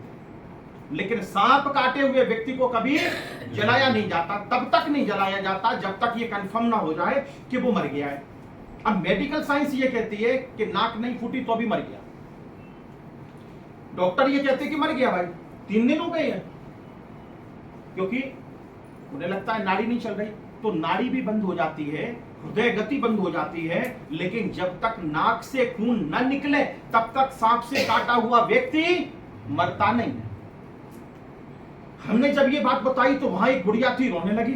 बोले हमने अपने बच्चे को 3 दिन रखा और बुलाए सब लोगों को, कोई करे कुछ, हुआ ही नहीं कुछ, और आखिरी में कंटाल के परेशान होके हमने उसे क्या किया, तो लोगों ने क्या क्या कहा, एक नियम है कि सांप काटते हुए व्यक्ति को कभी जलाना नहीं चाहिए। तो बोले हम क्या करते, हमें तो ये सब पता नहीं था, लेकिन हमें इतना याद है कि मेरे बेटे की नाक से खून नहीं निकला था, बहुत रो रही थी। तो गुरुजी आप जिंदा कर सकते हैं क्या? हमने कहा हाँ हम कर सकते हैं। ये कहानी नहीं कह रहे, सुनना जरा, बड़े नसीब वाले हो तुम लोग जो यहां आते हो। तो हमने कहा एक काम करो, पहले तो हम ये देखेंगे कि ऐसा तो नहीं, उसे दफना दिया और दफनाने के बाद अगर नाक फूट गई तो वो मर गया, तो शरीर नष्ट हो जाएगा उसका। अब ये बड़ा रिस्क का काम था, 20 साल पहले की घटना। तो वो हमें लेके गई और उसकी जो कब्र थी वो कैसी थी, कच्ची कच्ची होती ना ऐसी। तो हमने कहा अब हम आपको ये बताएंगे कि बिना खोदे हुए कब्र के, बिना किसी वैज्ञानिक यंत्र के, कि ये जिंदा है या मर गया, वो बताएंगे। सोना नहीं है कि भी, सोना हो तो बाहर जाओ। तो बोले गुरुजी वो कैसे बताओगे, हमारे साथ 40-50 लोग थे, हजारी जी। वो बोले कैसे पता चलेगा, 20 साल पहले दफनाया हुआ जिंदा है या मर गया, वो आपको कैसे पता चलेगा? तो हमने कहा 5 मीटर कपड़ा लाओ। क्या लाओ? और कपड़ा सफेद कलर का हो। सुन रही हो ना, सो नहीं रही ना, क्योंकि ये ज्ञान आपको पुस्तकों में नहीं मिलेगा। 5 मीटर कपड़ा लेके आओ, सफेद नया कपड़ा जो यूज ना किया हो, और उसके 2 टुकड़े किए 2.5 मीटर के, और एक बाल्टी पानी मंगाया। सुनना है, सुनना, जीवन धन्य हो जाएगा। और पानी में हमने कपड़े डाले, निचोड़ना नहीं है। और एक कपड़े को तो हमने जो खाली जगह थी वहां पे डाल दिया, और दूसरा जो कपड़ा था वो हमने किस पे डाल दिया, जो मरा था उस पे। सुन रहे हो ना? आपको जान के आश्चर्य होगा, 3 घंटे तक वो कपड़ा सूखा ही नहीं, और वो जो बाजू में हमने डाला था ना जमीन पे, वो तो 5 मिनट में सूख गया। अगर कोई जिंदा व्यक्ति जमीन के अंदर है। एक बार हम बर्मा में थे, बर्मा में, म्यांमार, जंगल में हमने खाना बनाया।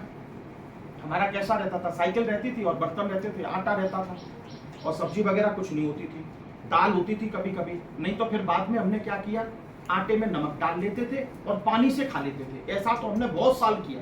हमने कहा सब्जी की कोई जरूरत ही नहीं है, तो आटे में नमक डाला और बना लिया। और तवा नहीं था मेरे पास, ऐसे ऐसे करके लकड़ी जलाई और ऐसी साइड में रख के बना ली। पानी था तालाब में, तो हमने कपड़े धोए अपने, जंगल था आजू बाजू में, कोई नहीं था, तो कपड़े हमने जमीन पे फैला दिए। उसमें से एक कपड़ा मेरा सूखा ही नहीं, और जबकि वो सबसे हल्का कपड़ा था। पेंट सूख गया इतना हैवी वाला, लेकिन जो हमारा नहाने वाला टॉवेल था वो सूखा ही नहीं। तो हम तुरंत समझ गए कि इस जगह कोई, अब कहते किससे, हम कोई निकालते थोड़े, लेकिन अभी कोई अगर होता गांव में तो उस व्यक्ति को हम जिंदा कर सकते। अब जिंदा करने का तरीका भी बता देते तुम्हें। तो जब हमने डाला उस पे कपड़ा, तो 3 घंटे तक सूखा नहीं। गांव के सब लोग परेशान, बोले इतनी गर्मी, वो कपड़ा तो 15 मिनट में सूख गया, और वही उतना ही पानी, उसी कंपनी का कपड़ा, और वो क्यों नहीं सूखा? तो हमने कहा इसके अंदर जो व्यक्ति है वो जिंदा है। अब लोगों के दिमाग में आया, बोले पहले तो ये कुछ ऐसे ही बोल रहे थे योगीनाथ जी कुछ भी, तो हमने कहा फिर से कपड़े डालो पानी में, और फिर से इसे वो किया। तो फिर दूसरा कपड़ा वो लिया जो सूखा हुआ था, फिर से पानी में डाला, फिर से उस पर डाला, तो कपड़ा। सुन रहे हो कि नहीं? ऐसा हो सकता है क्या? भावनगर में, महुआ में है कोई इधर, हिंदी समझते हो? भावनगर गुजरात में है, महुआ में एक जैन साधु की समाधि है। नाम नहीं ले, यहाँ सब बैठे, उनकी समाधि है, और उस समाधि पे चंदन का तिलक लगा, गुलाब का फूल रखो, 2 दिन रहने दो, न तो चंदन सूखता है ना गुलाब का फूल सूखता है, और आजू बाजू के सब सूख जाएंगे। उनकी समाधि पे चढ़ा हुआ चंदन का तिलक लगाया तो अच्छा, तुम लोगों की चंदन सूख गई कि नहीं? सुबह चंदन का तिलक लगाया और शाम तक देखो वैसे ही गीला बना रहता है। देखा हो, जाओ, कहां तुम पड़े हो इधर उधर। हम लोग भी गए थे देखने को, तो वहां के लोगों को बड़ा अजीब लग रहा था, बोले ये कैसे हो सकता, तो देखने आते हैं। हमने वहां जाके कहा, हमने कहा आज भी देख लो खुद के, इसके अंदर जो भी है, नाम से क्या लेना, वो व्यक्ति जीवित है। तो जिस जगह पे कोई चीज सूखे नहीं, वहां पे जिंदा व्यक्ति होता है। सुन लिया? अब वो बुढ़िया जो थी उसे और संभावना थोड़ी हुई, तो बोले योगीनाथ जी ये तो हमने पहली बार सुना। हमने कहा तुम्हारा बेटा जिंदा है क्योंकि कपड़ा सूखा था। देखो हमने 3 उदाहरण दे दिया आपको जो मेरे जीवन के और सामने बने हुए हैं। हमने कहा एक काम करो, अब अगर तुम लोगों की जो शक्ति हो और तुम उसे स्वीकार कर सको, क्योंकि विकृत हो गया होगा शरीर, क्योंकि बाल बढ़ते हैं, मरे हुए व्यक्ति के भी बाल बढ़ते हैं, इनको पता होगा। आदमी को कभी कभी 3-3 दिन रखते हैं, देखो दाढ़ी आ जाती है। ये मम्मी है ना, मम्मी 5-5 हजार साल, 3,500, 4,000 साल पुरानी, अभी भी उनके नाखून बढ़ते हैं और नाखून बढ़ते हैं। तो हमने कहा देखना बच्चा जब निकलेगा आपका तो पूरा बालों से भरा हुआ होगा, जहां मौका मिला होगा वहां बाल घुसे होंगे और नाखून होंगे उसके बड़े बड़े, हाथ की और पैर के। खोदा गया उसे, खोदने के बाद देखा तो वही सो रहा था बच्चा और उसके नाखून थे और बड़े बड़े बाल थे। तो नाखून कटवाए गए। मतलब ये जो दृश्य है ना हमारे सामने तो घटित हुआ है, सुन के कितना विचित्र लग रहा है आपको। वो योगीराज बैठे हैं तुम्हारे सामने, फिर अब तुम्हारी मर्जी है। निकाला उसे, सबसे पहले नाखून काटे गए और बाल काटे गए, क्योंकि उसके बिना हमारी विद्या काम करने वाली नहीं थी। अब क्या किया हमने कहा अब एक काम करो, 20-30 लोगों को बुलाया जाए, क्योंकि जब हम इसका इलाज करेंगे तो एक हाथी के बराबर इसमें ताकत आ जाएगी जब ये जिंदा होने को होगा उस समय। तो अब दवा की जरूरत थी, अब दवा लानी है। जंगल में दवा कहाँ मिलेगी? मेडिकल स्टोर तो होता नहीं, और मेडिकल स्टोर पे दवा भी मिलने वाली नहीं थी। तो हमने कहा कहीं भी पीपल का पेड़ देखो, और पीपल के पेड़ के पत्ते चाहिए। कितने? एक बोरी भर के। और पत्ते कैसे चाहिए? जो पत्ता होता है ना उसके नीचे डांडी होती है और उसके नीचे एक गांठ होती है, वो गांठ के साथ चाहिए, गांठ नहीं टूटनी चाहिए। सुन रही हो ना? ध्यान से सुनना जरा। तो जंगल में तो पीपल सब जगह होते हैं, और पीपल लगाने का काम कौन करता है? पीपल का पेड़ पक्षी लगाते हैं पीपल का पेड़। तुम लोग नहीं लगाते, क्योंकि तुम तो कहते भूत रहते। तुम में से शायद ही कोई होगा मेरे जैसा कोई जिसने पीपल का पेड़ लगाया। और हमारी सोसाइटी में आज भी सब गालियां देते हैं, चंद्र प्रभु सोसाइटी में। बोले देखो योगीराज पीपल का पेड़ लगा के गए, वो बहुत बड़ा हो गया, 3rd फ्लोर तक पहुंचता है, इतना बड़ा है पीपल का पेड़। एक पीपल का लगाया, 5 पेड़ लगाए थे तो बहुत बड़े हो गए, 15 साल में बहुत बड़े हो गए। लेकिन आम सब खाते, वो नहीं कहते कि आम का पेड़ भी योगीराज ने लगाया था। एक बट वृक्ष लगाया था वहां, कितना बड़ा हो गया है बट वृक्ष। एक पत्ता भर के एक बोरी वो लाया और पत्ते को धो लिया, गांठ वाली चाहिए, गांठ वाली। अब 20 लोगों को बुलाया, वो जमीन पर सोया हुआ था चादर के ऊपर, अर्थिंग नहीं हो, चादर के ऊपर। और चादर के ऊपर सुलाने के बाद 10 लोग हमने इस तरफ बैठा दिए, 10 लोग इस तरफ। अब लोग तो समझ रहे थे ये मुर्दा आदमी है, लेकिन आश्चर्य सबको हो रहा था कि आज 20 साल के बाद भी शरीर ऐसा का ऐसा, ये लग रहा था जैसे अभी सोया हो। तो 20 लोगों ने उसे पकड़ लिया, हमने कहा जोर से पकड़ना। और 2 लोग हमने खाली रखे, केवल 2 लोग। वो 2 लोग क्या कर रहे थे? जो पीपल के पत्ते थे आधे हमने इधर रखे, आधे इधर रखे। और जो कौन सा वाला, जो गांठ वाला वो है, पत्ता पकड़ना, गांठ वाला जो हिस्सा है, अब एक साथ दोनों लोग कान के पास लाते थे। और जैसे ही कान के पास लाए 20 से 25 सेकंड में शरीर का जो जहर है ना वो पीपल का पत्ता खींचता था गांठ के माध्यम से। अब कुछ महसूस नहीं हो रहा है। लगभग 40-50 पत्ते जब ऐसे ही हो गए, मतलब 20 सेकंड लगाया और फेंक दिया, लगाया और फेंक दिया। 40-50 पत्ते के बाद वो बोला अरे गुरुजी ये क्या हो रहा है? हमने कहा क्या हो रहा है? बोले पत्ता अपने आप कान के अंदर घुसने की कोशिश कर रहा है। हमने कहा पत्ते का अगर अंदर गए तो ये मर जाएगा ये। और वो जो है ना जो गांठ है उसकी जबरदस्ती कान के अंदर घुसती है, और अगर तुमने ढीला छोड़ दिया, पत्ते को नहीं पकड़ना होता, उस डंडी को पकड़ना होता, ढीला छोड़ दिया तो कान का पर्दा फटा, तो कान से खून निकल आएगा, नाक से खून निकल जाएगा और वो मर जाएगा। ये हमने पहले से बता के रखा था। तो थोड़ी देर के बाद जब उसे पता चलता था कि अब ये खिंच रहा है कान के अंदर, वैसे ही हटाता था और एक तरफ रखता था, फिर दूसरा पत्ता लगाया, 2-4 सेकंड के बाद फिर से वो खिंचने लगता था अंदर। ठीक है, हम आपको इन शॉर्ट कहना चाहते हैं, आज समय जरा कम है, वो व्यक्ति आज भी जीवित है, जिंदा हो गया हुआ। तो हमारा बहुत समय से संपर्क नहीं है। मंडी जिले की बात है, मंडी हिमाचल प्रदेश में मंडी जिला है, वहाँ की बात है, बहुत पुरानी बात है। साइकिल यात्रा कर रहे थे, फिर इतना दिन उसका खाना उसका कैसे हुआ? ये कह रहे कि कोमा में चला जाता है आदमी। सांप जब काटता है वो भी एक प्रकार का कोमा होता है, लेकिन उस कोमा में जो हमारे पंच तत्व हैं, आपको ये गेहूं कहाँ से पैदा हुआ? गेहूं खाओ तो पेट भरता है। कुछ योगी लोग ऐसे हैं वो गेहूं नहीं खाते। बोले गेहूं बना किस में से? बोला मिट्टी से बना, आकाश से बना, वायु से बना, अग्नि से बना और जल से बना। ठीक है, ये पंच तत्वों से दुनिया की जितनी भी रचना आप देख रहे हैं पंच तत्वों से बनी। ये शरीर भी हमारा पंच तत्वों से बना। मेरे पास ये विद्या नहीं है, पहले ही कह दें, लेकिन कुछ ऐसे ऋषि मुनि होते हैं जो पंच तत्व हैं उनको अपने शरीर में जागृत कर लेते हैं। और जैसे उनमें से एक हमारे बाबा जी हैं, लगभग 3000 साल की उम्र है बाबा जी की। देखो बाबा जी और ये हमारी माता जी दोनों भाई बहन हैं, सगे भाई बहन, और आज भी ये जिंदा है हिमालय में। तो ये पंच तत्वों का सेवन करते हैं। खाते हुए हमने कभी नहीं देखा, लेकिन 2 सेकंड के लिए भी इन्हें सूर्य की ऊर्जा मिल जाती है, सूर्य की, उसी से। वो भी हम विद्या आपको सिखा देंगे अगर आप चाहो कि अपनी खुराकी बहुत कम कर सकते हो। जो लोग यहाँ 4 बार और 5 बार खाने वाले हों, लगभग हम समझते हैं 90% लोग ऐसे हैं, चाय नाश्ता सब गिनो तो कम से कम 10 बार भी सुबह से शाम तक कम खाते हो। वो विद्या हम तुम्हें दे सकते हैं कि 9 महीने में अपने शरीर को केवल 1 कटोरी चावल में तुम और अष्टपुष्ट रख सकते हो। खुराक आपकी कम हो जाएगी और शक्ति आपकी बढ़ जाएगी। वो सूर्य की क्रिया है। एक बार शायद हमने यहाँ पे सबको बताई थी, बड़े विस्तार से बताई थी। 9 महीने में सिद्ध होती है और 3-4 सेकंड से शुरुआत करनी है।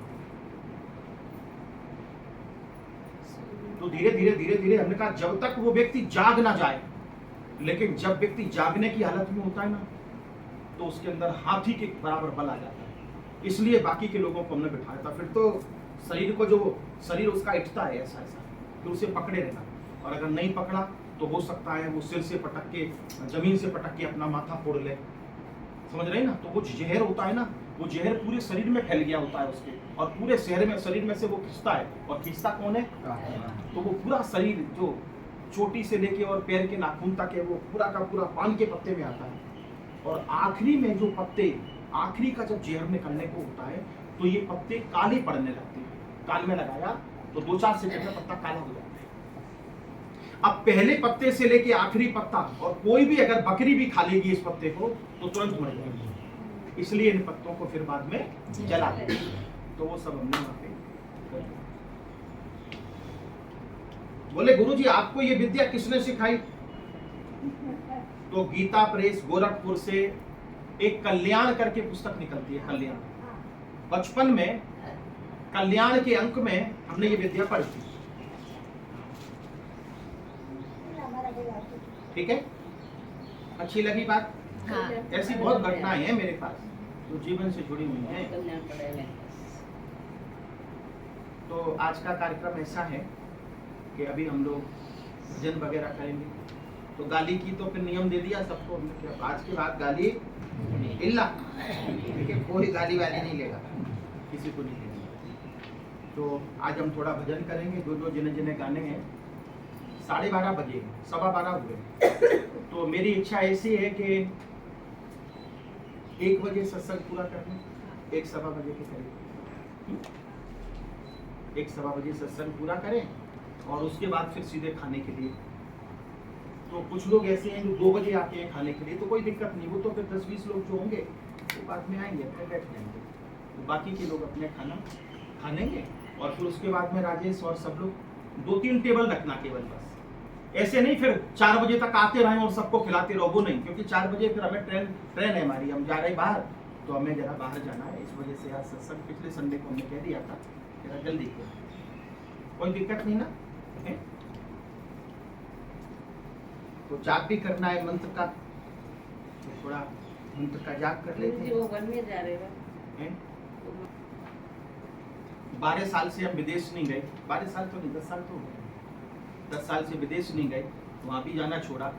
और अभी बॉम्बे के कहीं जाना होता तो अभी हम सालों तक नहीं जाते, कहीं नहीं जाते। हमारी इतनी तृप्ति हो गई अंदर से, एक आवश्यक कार्य से। छोटी बहन को लेने के लिए जा रहे हैं, हमारी छोटी बहन है ना, उसकी इच्छा थी आने की। हम अपने घर पे नहीं जाते, घर पे नहीं जाते ना, तो घर से वो वहाँ पे मथुरा आएगी। तो हमने सोचा कहाँ जाए, तो हमने कहा मथुरा अच्छी जगह है। तो हमें भी मथुरा की याद आई, तो उधर अपने 2-3 दिन घूम आएंगे।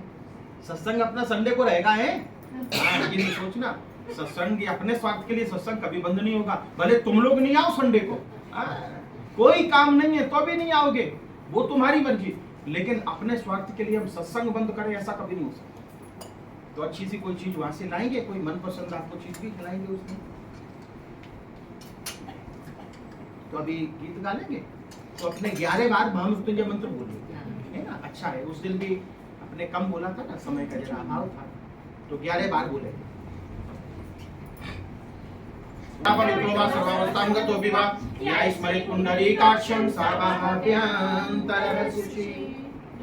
लोग जो यात्रा से आते थे ना, तो गांव के बाहर ही सब लोग जाते थे, है ना, यात्रा करने जाते थे। पहले तो यात्राएं बड़ी दुर्लभ थी क्योंकि पैदल जाना होता था, ठीक है ना। अब समझो कोई मानसरोवर गया, कोई गंगोत्री गया, जमुनोत्री गया, तो आज के 100-150 साल पहले इतने साधन नहीं थे, पैदल जाते थे लोग। तो जब आते थे वहां से, तो उस समय फिर उनका स्वागत करते थे। हम अपने लिए नहीं कह रहे हैं, समझता नहीं लेना, क्योंकि हम ट्रेन में जाएंगे, हम पैदल नहीं जाएंगे। और फिर उनका स्पर्श करते थे और ये मानते थे कि उनके स्पर्श से वो जो ऊर्जा लेके आए हैं वो हमें मिलेगी। ऐसी पुरानी भावनाएं थी। बिना भाव के तो भगवान भी नहीं देता, हम तो इंसान, प्योर इंसान है, बिना भाव के तो भगवान भी नहीं देता। बच्चा जब तक रोता नहीं है ना, सभी माँ भी उसे दूध नहीं पिलाती, तो बिना भाव के तो कुछ होने वाला नहीं। लेकिन पावन भूमि है, गंगा को स्पर्श करने पे अपने पावन होते हैं ना, गंगा की विशेषता है।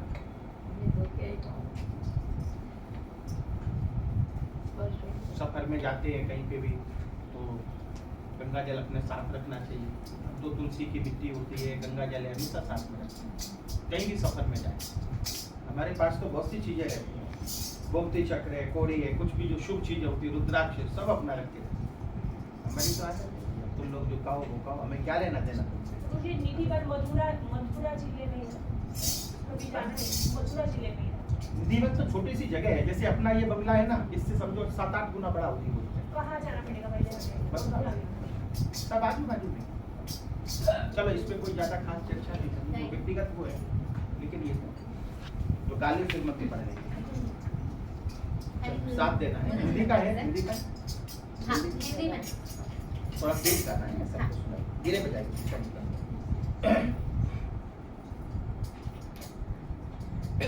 शंकर तेरी जटा में बहती है गंगाधारा, शंकर तेरी जटा में बहती है गंगाधारा, काली घटा के अंदर, काली घटा के अंदर जीवनाभिनी उजाला, शंकर तेरी जटा में बहती है गंगाधारा, शंकर तेरी जटा में बहती है गंगाधारा, शंकर तेरी जटा में। गले माल राधे, शशिभार पर विराजे, गले मुंड माल राधे, शशिभार पे विराजे, डमरू निनाद बाजे, डमरू निनाद बाजे, सर में त्रिशूल धारा, शंकर तेरी जटा से बहती है गंगाधारा, शंकर तेरी जटा से बहती है गंगाधारा, शंकर तेरी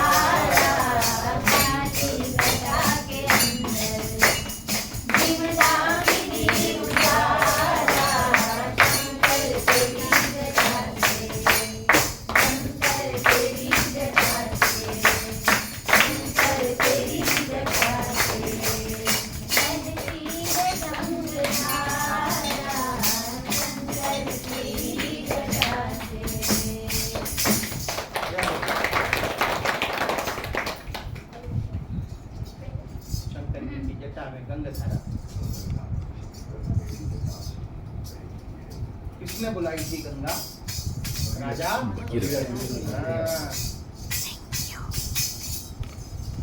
किसके लिए बुलाई थी? कितने थे? 60 लाख। 60 लाख पितृ थे उनके, जो तरे नहीं थे, तिरे नहीं थे। तो फिर बाद में उन्होंने तपस्या की, और कैसी तपस्या की कहते नहीं, बहुत भागीरथ प्रयास किया तुमने, इसलिए उनका नाम भागीरथ पड़ा। तो उन्होंने फिर उनके प्रयास से गंगा कहाँ पे आई? शंकर की जटा से जमीन पे, है ना? जमीन पे आए तो ही थे नहीं ना, कोई पुरखे कहीं थे, कोई कहीं थे, कहीं थे। तो जहाँ जहाँ उनके पुरखे थे वहाँ वहाँ से गंगा निकली। गंगा ने कोई भेदभाव नहीं किया।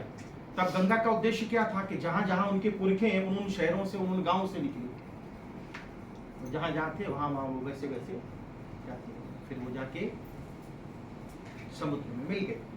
नहीं, गंगा तो पतित पावनी है। तो ये है कि, और ये अपनी गोदावरी है, ये तो गोदावरी दर्शन मात्र है, ऐसे ही है ना, कुछ दर्शन मात्र है। गंगा में तो स्नान करते हैं, लेकिन गोदावरी के तो दर्शन किए ना तो गंगा जैसा फल मिलता है, दर्शन मात्र है। जैसे संस्कृत में श्लोक है, हम लोग नाते होंगे तो बड़ी अच्छी बात है, हम तो जाते उधर तो अपने स्पर्श करके आते। और जो लोग वहाँ रहते हैं आर के जैसी जगह पे, वो तो रोज वहीं पे स्नान करना चाहिए, नियम ले लेना चाहिए। हम घर पे नहाएंगे ही नहीं, सच कहते, नसीब वाले हैं वो लोग वहाँ रहते हैं। अब हमारे जैसा कोई होता तो हम गंगा में ही 5 बार स्नान करने जाते, आनंद आता। और क्या है वैशाली बहन, चल मेरा गाना बहुत स्लो रहता है ना, स्लो नहीं कर, ના સારું છે स्लो नहीं, वो भी लेकिन तेज गाना, जरा आवाज में तेज गाना, सब लोग सुन। तुम्हारी आँख से देखो बरसता स्नेह ईश्वर का, तुम्हारी आँख से देखो बरसता स्नेह ईश्वर का, तुम्हारे शब्द में सुनता रहूं प्रतिसाद ईश्वर का, तुम्हारी आँख से देखो बरसता स्नेह ईश्वर का, गति सब चाल में ऐसी भरे उत्साह मानव में, गति सब चाल में ऐसी भरे उत्साह मानव में, धरा पर ला सकूं वैभव पलक में आब अंबर का, तुम्हारी आँख से देखूं बरसता स्नेह ईश्वर का, तुम्हारी शब्द में सुनता रहूं प्रतिसाद ईश्वर का, तुम्हारी आँख से देखूं बरसता स्नेह ईश्वर का।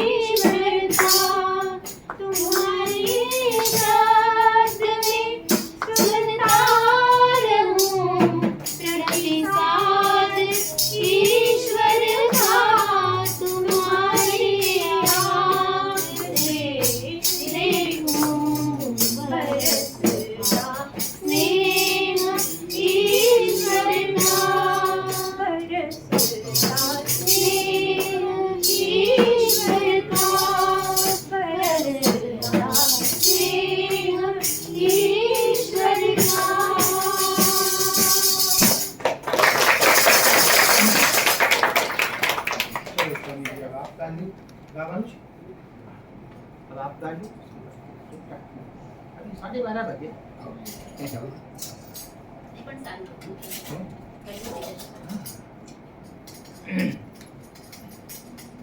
फिर खाना खा पी के फिर सब लोग निकल जाना है। आज हम बहुत देर तक बैठेंगे नहीं क्योंकि हमें भी थोड़ी तैयारी करनी। तो खाना खा पी के फिर अपने सब लोग घरों के लिए प्रस्थान कर जाना। तो संडे को मिलेंगे।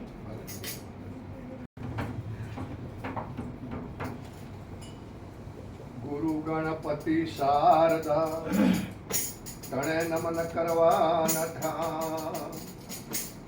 गुरु गणपति शारदा तणे नमन करवाना था।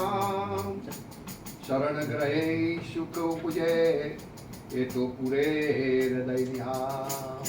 बोलो सदगुरु देव की जय। आसरा इस जहां का मिले ना मिले। आसरा इस जहां का मिले ना मिले। मुझको तेरा सहारा सदा चाहिए।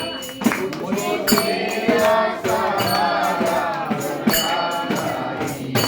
चाँद तारे पलक पर दिखे ना दिखे। चाँद तारे पलक पर दिखे ना दिखे।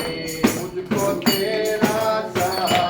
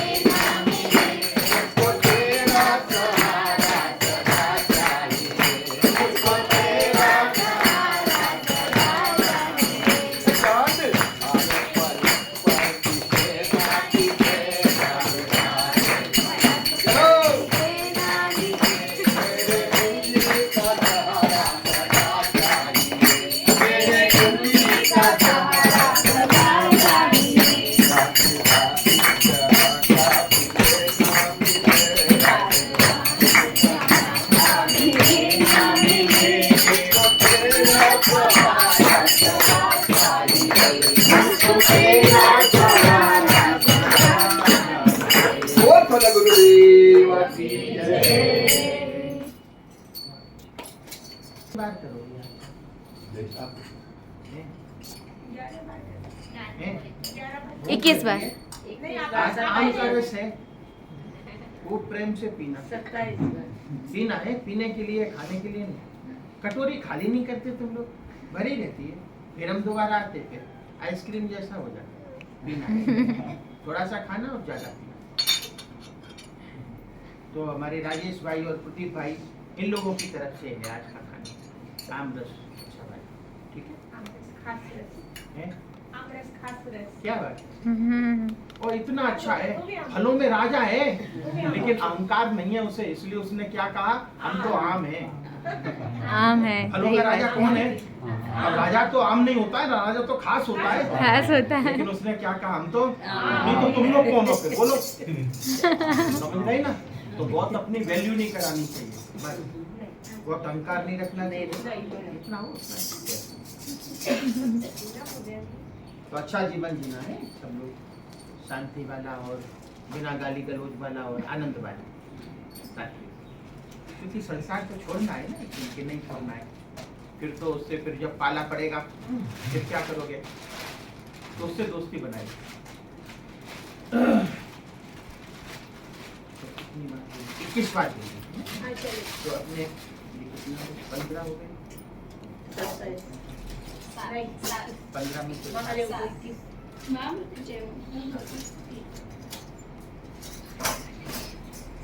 अच्छा है ना? तो महामृत्युंजय मंत्र मार्कंडेय। किसने रचना की थी? मार्कंडेय। मार्कंडेय ऋषि तो 8 जी। नाम ऐसे हैं हाँ, हाँ। जिनमें सूर्य लेने रोज बोल रहे हैं अभी। हैं? रोज बोल रहे हैं अभी हम। हाँ। घर पे रोज बोल रहे हैं। तो कौन बताएगा? अश्वत्थामा बलिराजा व्यास। शुरू से शुरू करना, और शुरुआत तो शुरू से ही की जाती है, बीच में से शुरुआत थोड़ी करती। तो शुरुआत से कृपाचार्य शुरू जी। करना है, जिन्हें आता हो विद कॉन्फिडेंस। अश्वत्थामा। परशुराम जी और बोलो चलो, मार्कंडेय। पहला नाम अश्वत्थामा, दूसरा नाम बलिराजा, तीसरा नाम व्यास जी, चौथा नाम हनुमान जी, पांचवा नाम विभीषण जी, छठवां नाम कृपाचार्य जी, सातवां नाम परशुराम जी, आठवां नाम मार्कंडेय ऋषि जी। तो मार्कंडेय ऋषि जी ने क्या लिखा?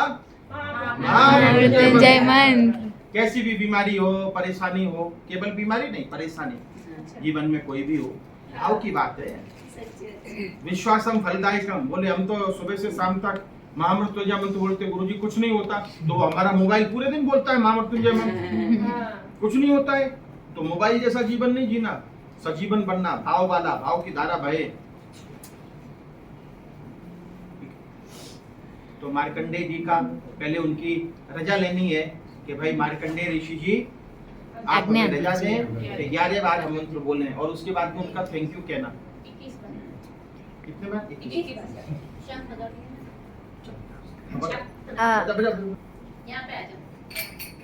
यहाँ क्या हो बेटा, यहाँ पे शंख जाओ, सामने आ बजाने जाओ। से 72,000 नाड़ियां एक्टिव हो सकती हैं। शंख सकती हैं इसलिए कहा क्योंकि तुम करने वाले, हम तो करने वाले नहीं। 72,000 नाड़ियां एक्टिव हो सकती हैं, जागृत हो सकती हैं। शंख बजाने से तुम्हारे 7 चक्र जागृत हो सकते हैं। शंख कोई सामान्य चीज नहीं होती है। शंख का जो नाद है, शंख जब आप बजाते हैं तो सीधे आप अपनी नाभि से जुड़ जाते हैं। कभी बजाना, शंख आप गले से बजा ही नहीं सकते। सीटी आप गले से बजा सकते हैं, लेकिन शंख नहीं बजा सकते हैं। शंख कहां से बजता है देखना, बजा के देखना, सीधे आप अपने नाभि पर चले जाओ। चलो भाई बजाओ भाई गौतम ऋषि जी।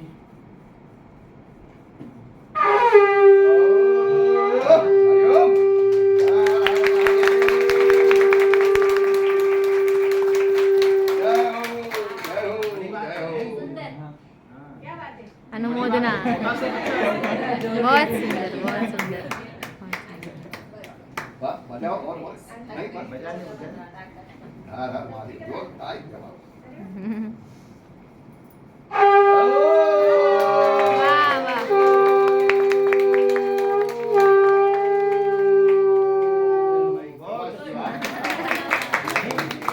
ऐसा शंख रखना चाहिए घर पे।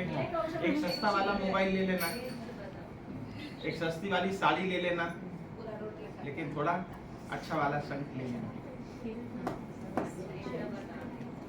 इससे हार्ट अटैक भी नहीं आएगा। बहुत अच्छा, सब ब्लॉकेज खुल जाते हैं। ब्लाउज और आजू बाजू की बोले गुरुजी हमें बजाना ही नहीं आता। तुमने बजाया ही नहीं ना कभी? नहीं कहते ना गुरुजी हमें बजाना नहीं आता तो बजाया है। हाँ ये तो बात सही है, बजाई नहीं तो बजाने के लिए होना चाहिए आपके पास।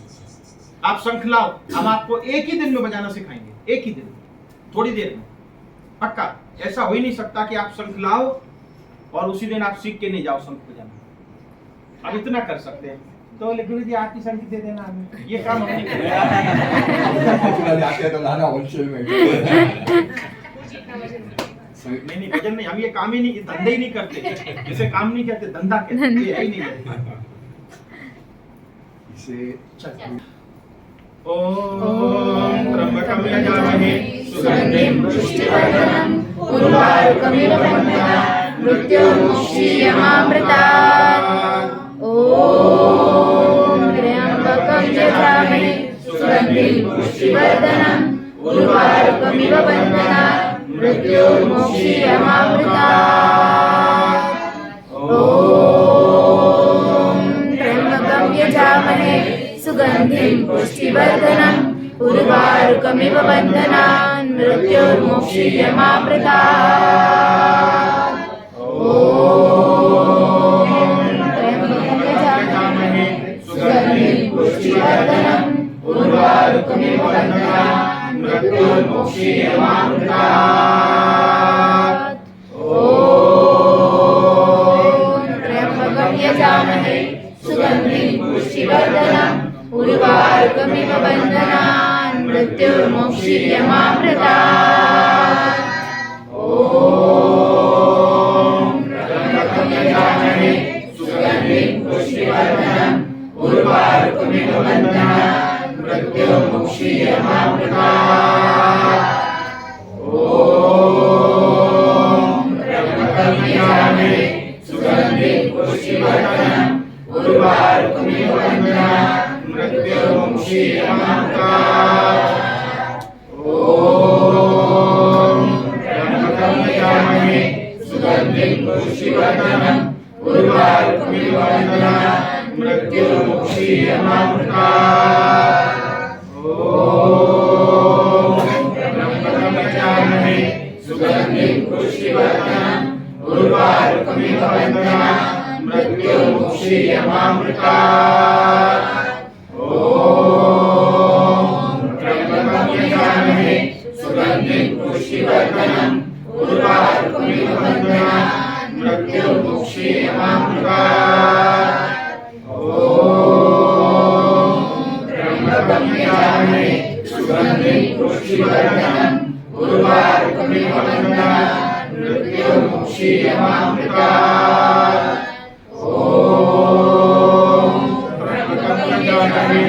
सुगंधिं पुष्टिवर्धनम् उर्वारुकमिव बन्धनान् मृत्योर्मुक्षीयमामृतात्।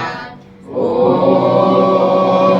त्र्यंबकं यजामहे सुगंधिं पुष्टिवर्धनम् उर्वारुकमिव बन्धनान् मृत्योर्मुक्षीयमामृतात्। ॐ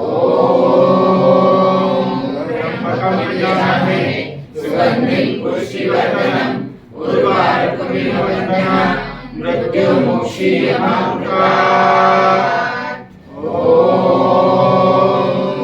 त्र्यंबकं यजामहे सुगंधिं पुष्टिवर्धनम् उर्वारुकमिव बन्धनान् मृत्योर्मुक्षीयमामृतात्।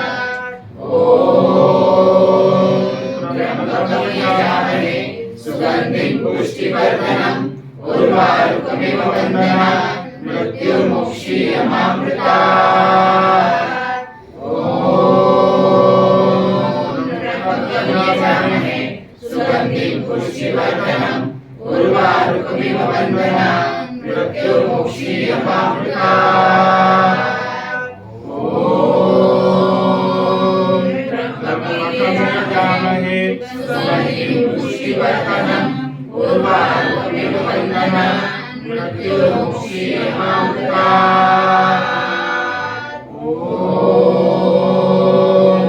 त्र्यंबकं यजामहे सुगन्धिं पुष्टिवर्धनम् उर्वारुकमिव बन्धनान् मृत्युर्मुक्षीयमामृतात्। त्र्यम्बकं यजामहे सुगन्धिं पुष्टिवर्धनम् उर्वारुकमिव बन्धनान् मृत्योर्मोक्षीयमामृतात्। त्र्यम्बकं यजामहे सुगन्धिं पुष्टिवर्धनम् उर्वारुकमिव बन्धनान् मृत्योर्मोक्षीयमामृतात्।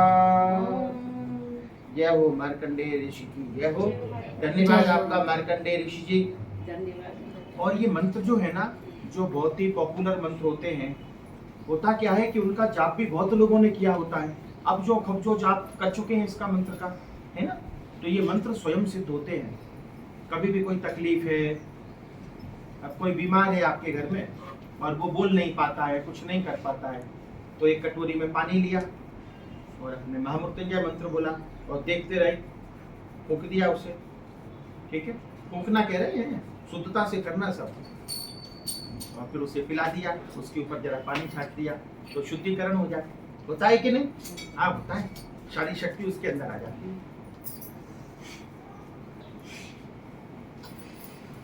सुमुखस्य एकदन्तश्च कपिलो गजकर्णिका लम्बोदरस्य विकटो विघ्ननाशो विनायका धूम्रकेतुर्गणाध्यक्षो भालचन्द्रो गजानना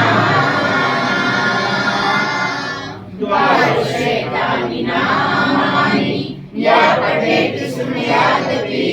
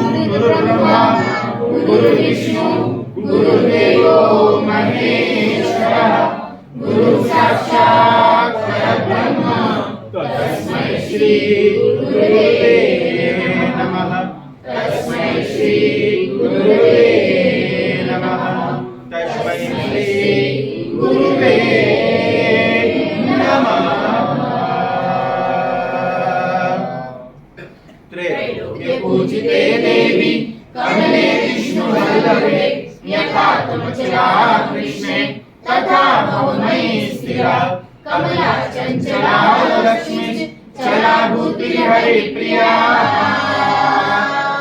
पद्मापद्मनाया सम्यगुच्चै श्रीपद्मधारिणी द्वादशैतानि नामानि लक्ष्मी सम्पूज्य पठेत् स्थिरा लक्ष्मी भवेत् तस्य पुत्रदारादिभिः सह पूर्वतो रक्षेत् आग्नेय परमेश्वरी दण्डिनी दक्षिणे रक्षेत् नैऋत्यां खड्गिनी तथा पश्चिमे पाशहन्ता च ध्वजसा वायुदिग्मुखे गदाधरी तथा बलिष्यम् ईशान्यं च महेश्वरी ऊर्ध्वदेशे पद्मनिमा अधस्था वैष्णवी तथा एवं दशदिशो रक्षेत् सर्वदा भुवनेश्वरी सर्वदा भुवनेश्वरी सर्वदा भुवनेश्वरी।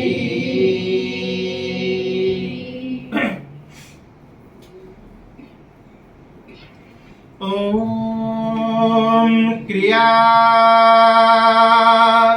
बाबाजी नमः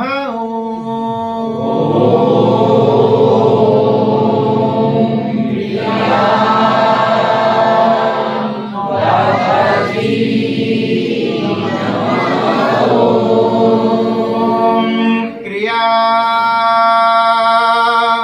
बाबाजी नमः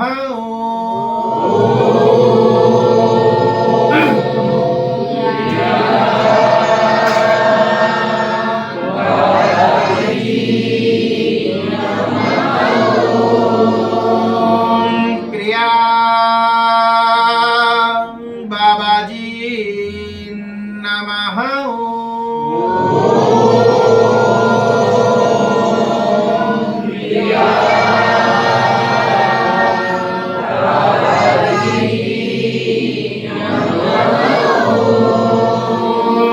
क्रिया बाबाजी नमः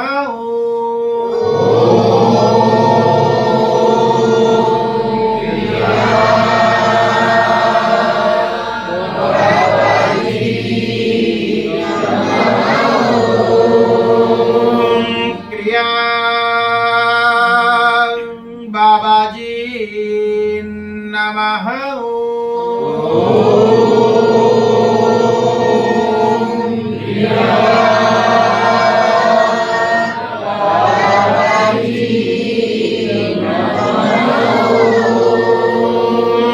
क्रिया बाबाजी नमः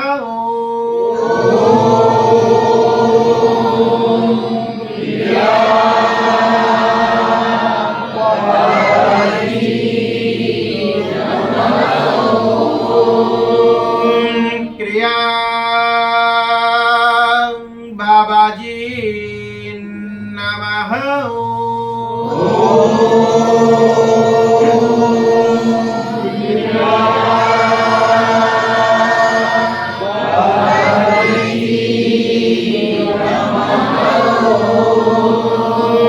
क्रिया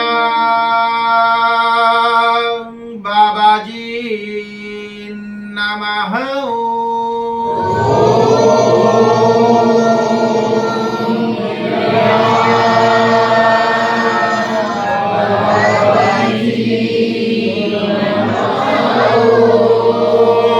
क्रिया बाबाजी नमः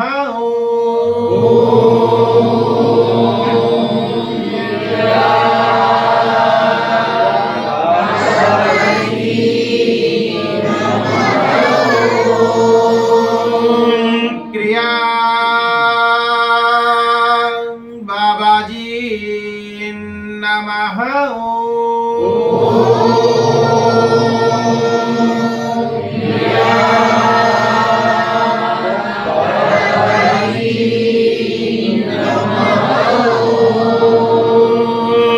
क्रिया बाबाजी नमः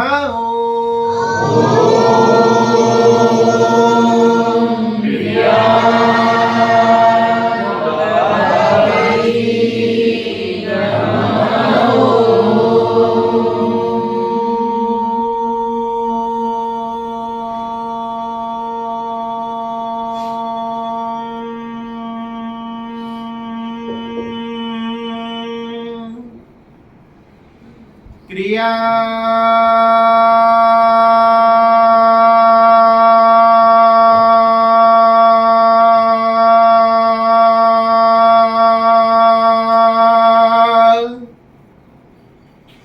बाबाजी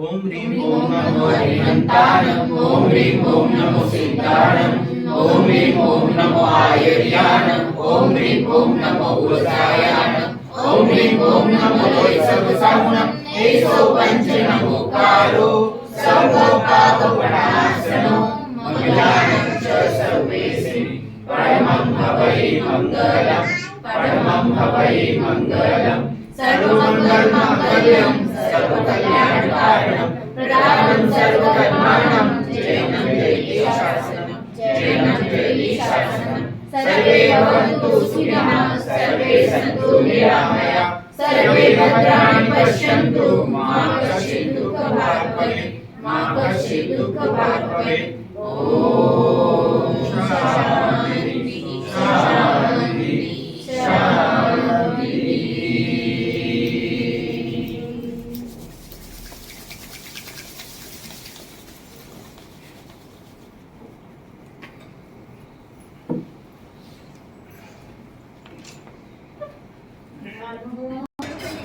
किधर गई मम्मी?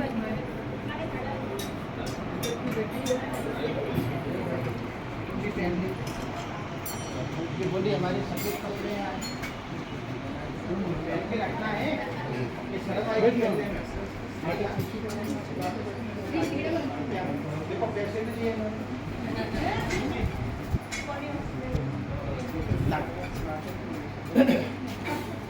अब इधर आ जा पहले एक साथ आ जाइए सभी अजी।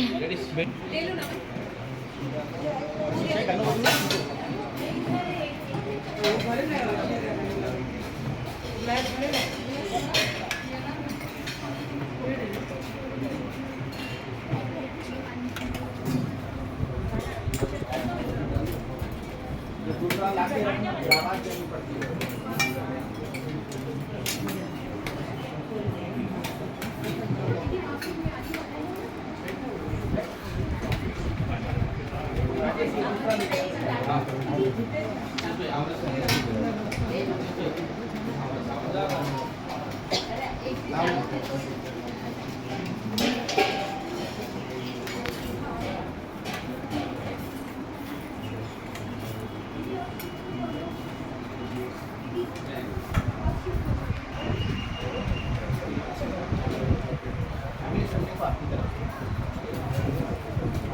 थोड़ा सा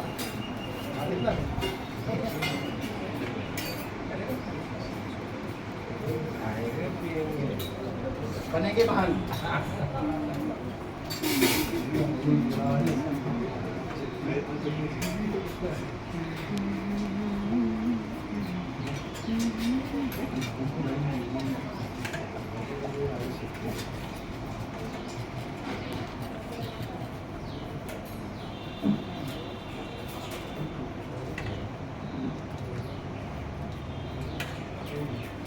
રવિવારે આવી જવાનું હે દર રવિવારે આવી જવાનું આપણે ને સાથે લઈ આવવાનું આપણે પડોશીઓને બધાને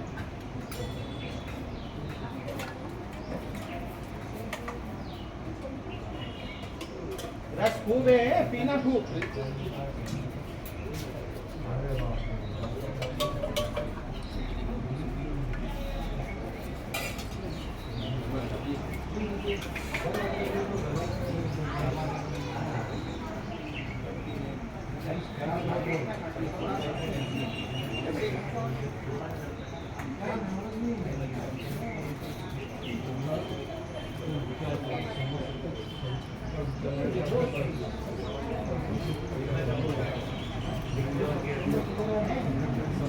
आते रहना संसार से प्यार बहुत किया थोड़ा संतोष से भी करो दूसरों के मामा खाने पीने वाला कार्यक्रम होना पक्का ना।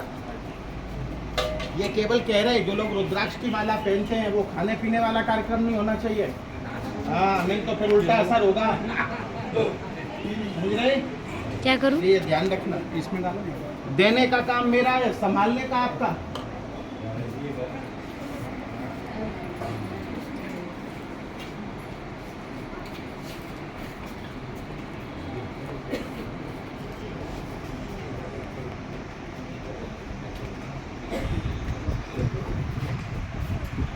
ये वो ફક્ત તમારું એ સારું સારું છે બસ એ જ કહેવાનું બહુ સારું છે.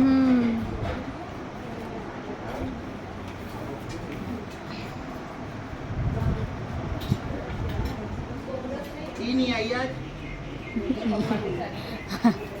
देखो मम्मी पापा को भी बांट लिया. ये बागवान का असर हो गया है तुम लोगों पे हैं? हैं? क्यों? रस को खाना पीना और मस्त रहना. गाली खाओ उससे बेहतर है रस खाओ. नहीं?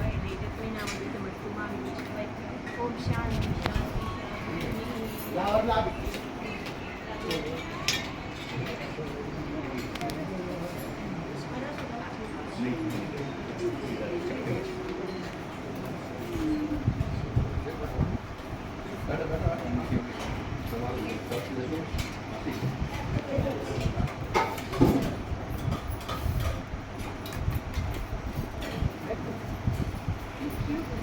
इधर बैठा है.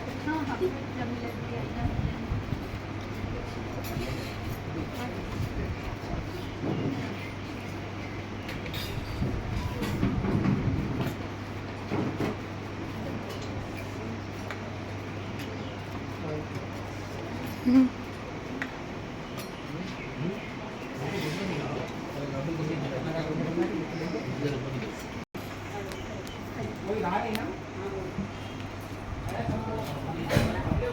पूरी पूरी फिर दोबारा पूरी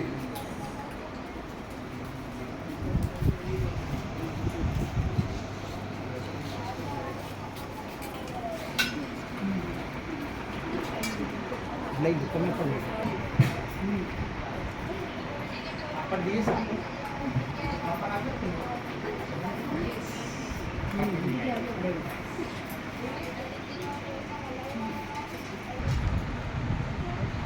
मंत्र बोलते कौन सा वाला होता है? मन में सुनना है. अभी मुंह झूठा है तो बोलना नहीं, सुनना. ओम सहना भवतु सहनौ भुनक्तु सह वीर्यं करवावहे तेजस्विना वधितमस्तु मा विद्विषावहे.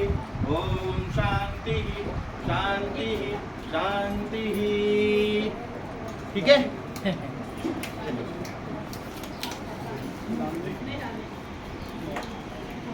चलो आमरस पूरा करो. पीला पीला बोलो.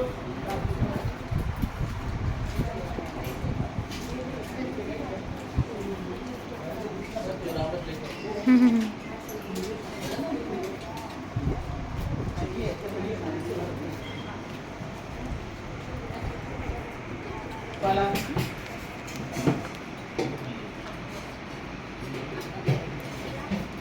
यो भाई रस पूरा करो, रस पूरा करो.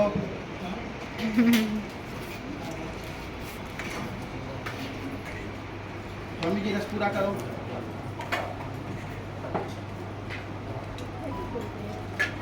पी जाओ, रस पी जाओ. ये जो आम का रस होता है ना, ये बलवर्धक होता है, वीर्यवर्धक होता है. तो सीजन में खाना चाहिए. और वो फ्रूटी और माजा नहीं खाना है, वो बेकार होते हैं. उसमें कुछ नहीं होता.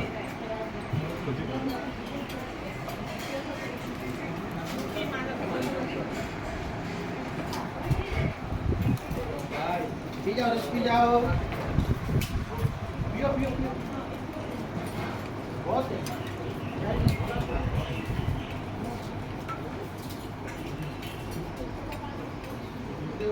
आपने पिया नहीं था. पी जाओ भाई, रस पी जाओ जल्दी. रस पी जाओ, रस पी जाओ. खाने वाले की जय, खिलाने वाले की जय.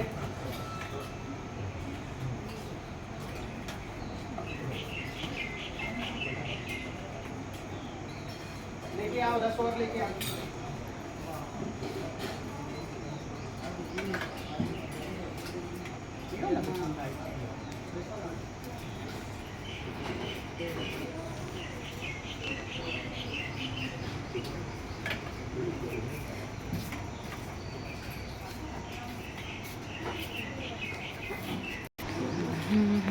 पिया भाई, रस पियो.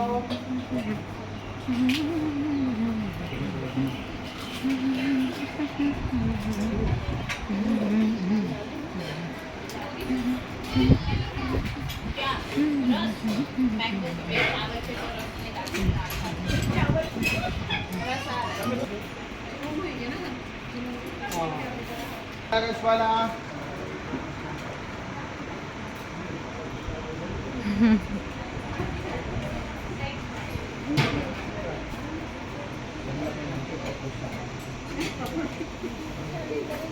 चटनी भी लाती है, चटनी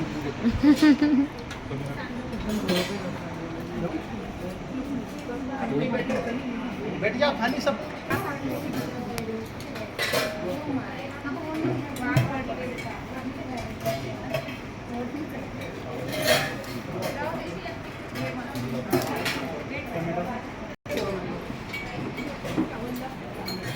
सबको आशीर्वाद और आनंद में रहना। गर्मी खूब है, सब लोग गर्मी का ख्याल रखना। तो सिर को ढक के रखना और पानी खूब पीना, ठीक है। और पुदीना का सेवन खूब करना। पुदीना बहुत अच्छा गर्मी में, तो चटनी बना के खाओ पुदीना की, और मटके में पुदीना के पत्ते डाल दें, थोड़ा वही वाला पानी पिए। पुदीना साथ में रखें, घर के बाहर निकले 2-4 पत्ते मुंह में रख लिए। छोटी इलायची है तो ठंडक रहेगी, ठीक है। खुश, जय गुरु, जय।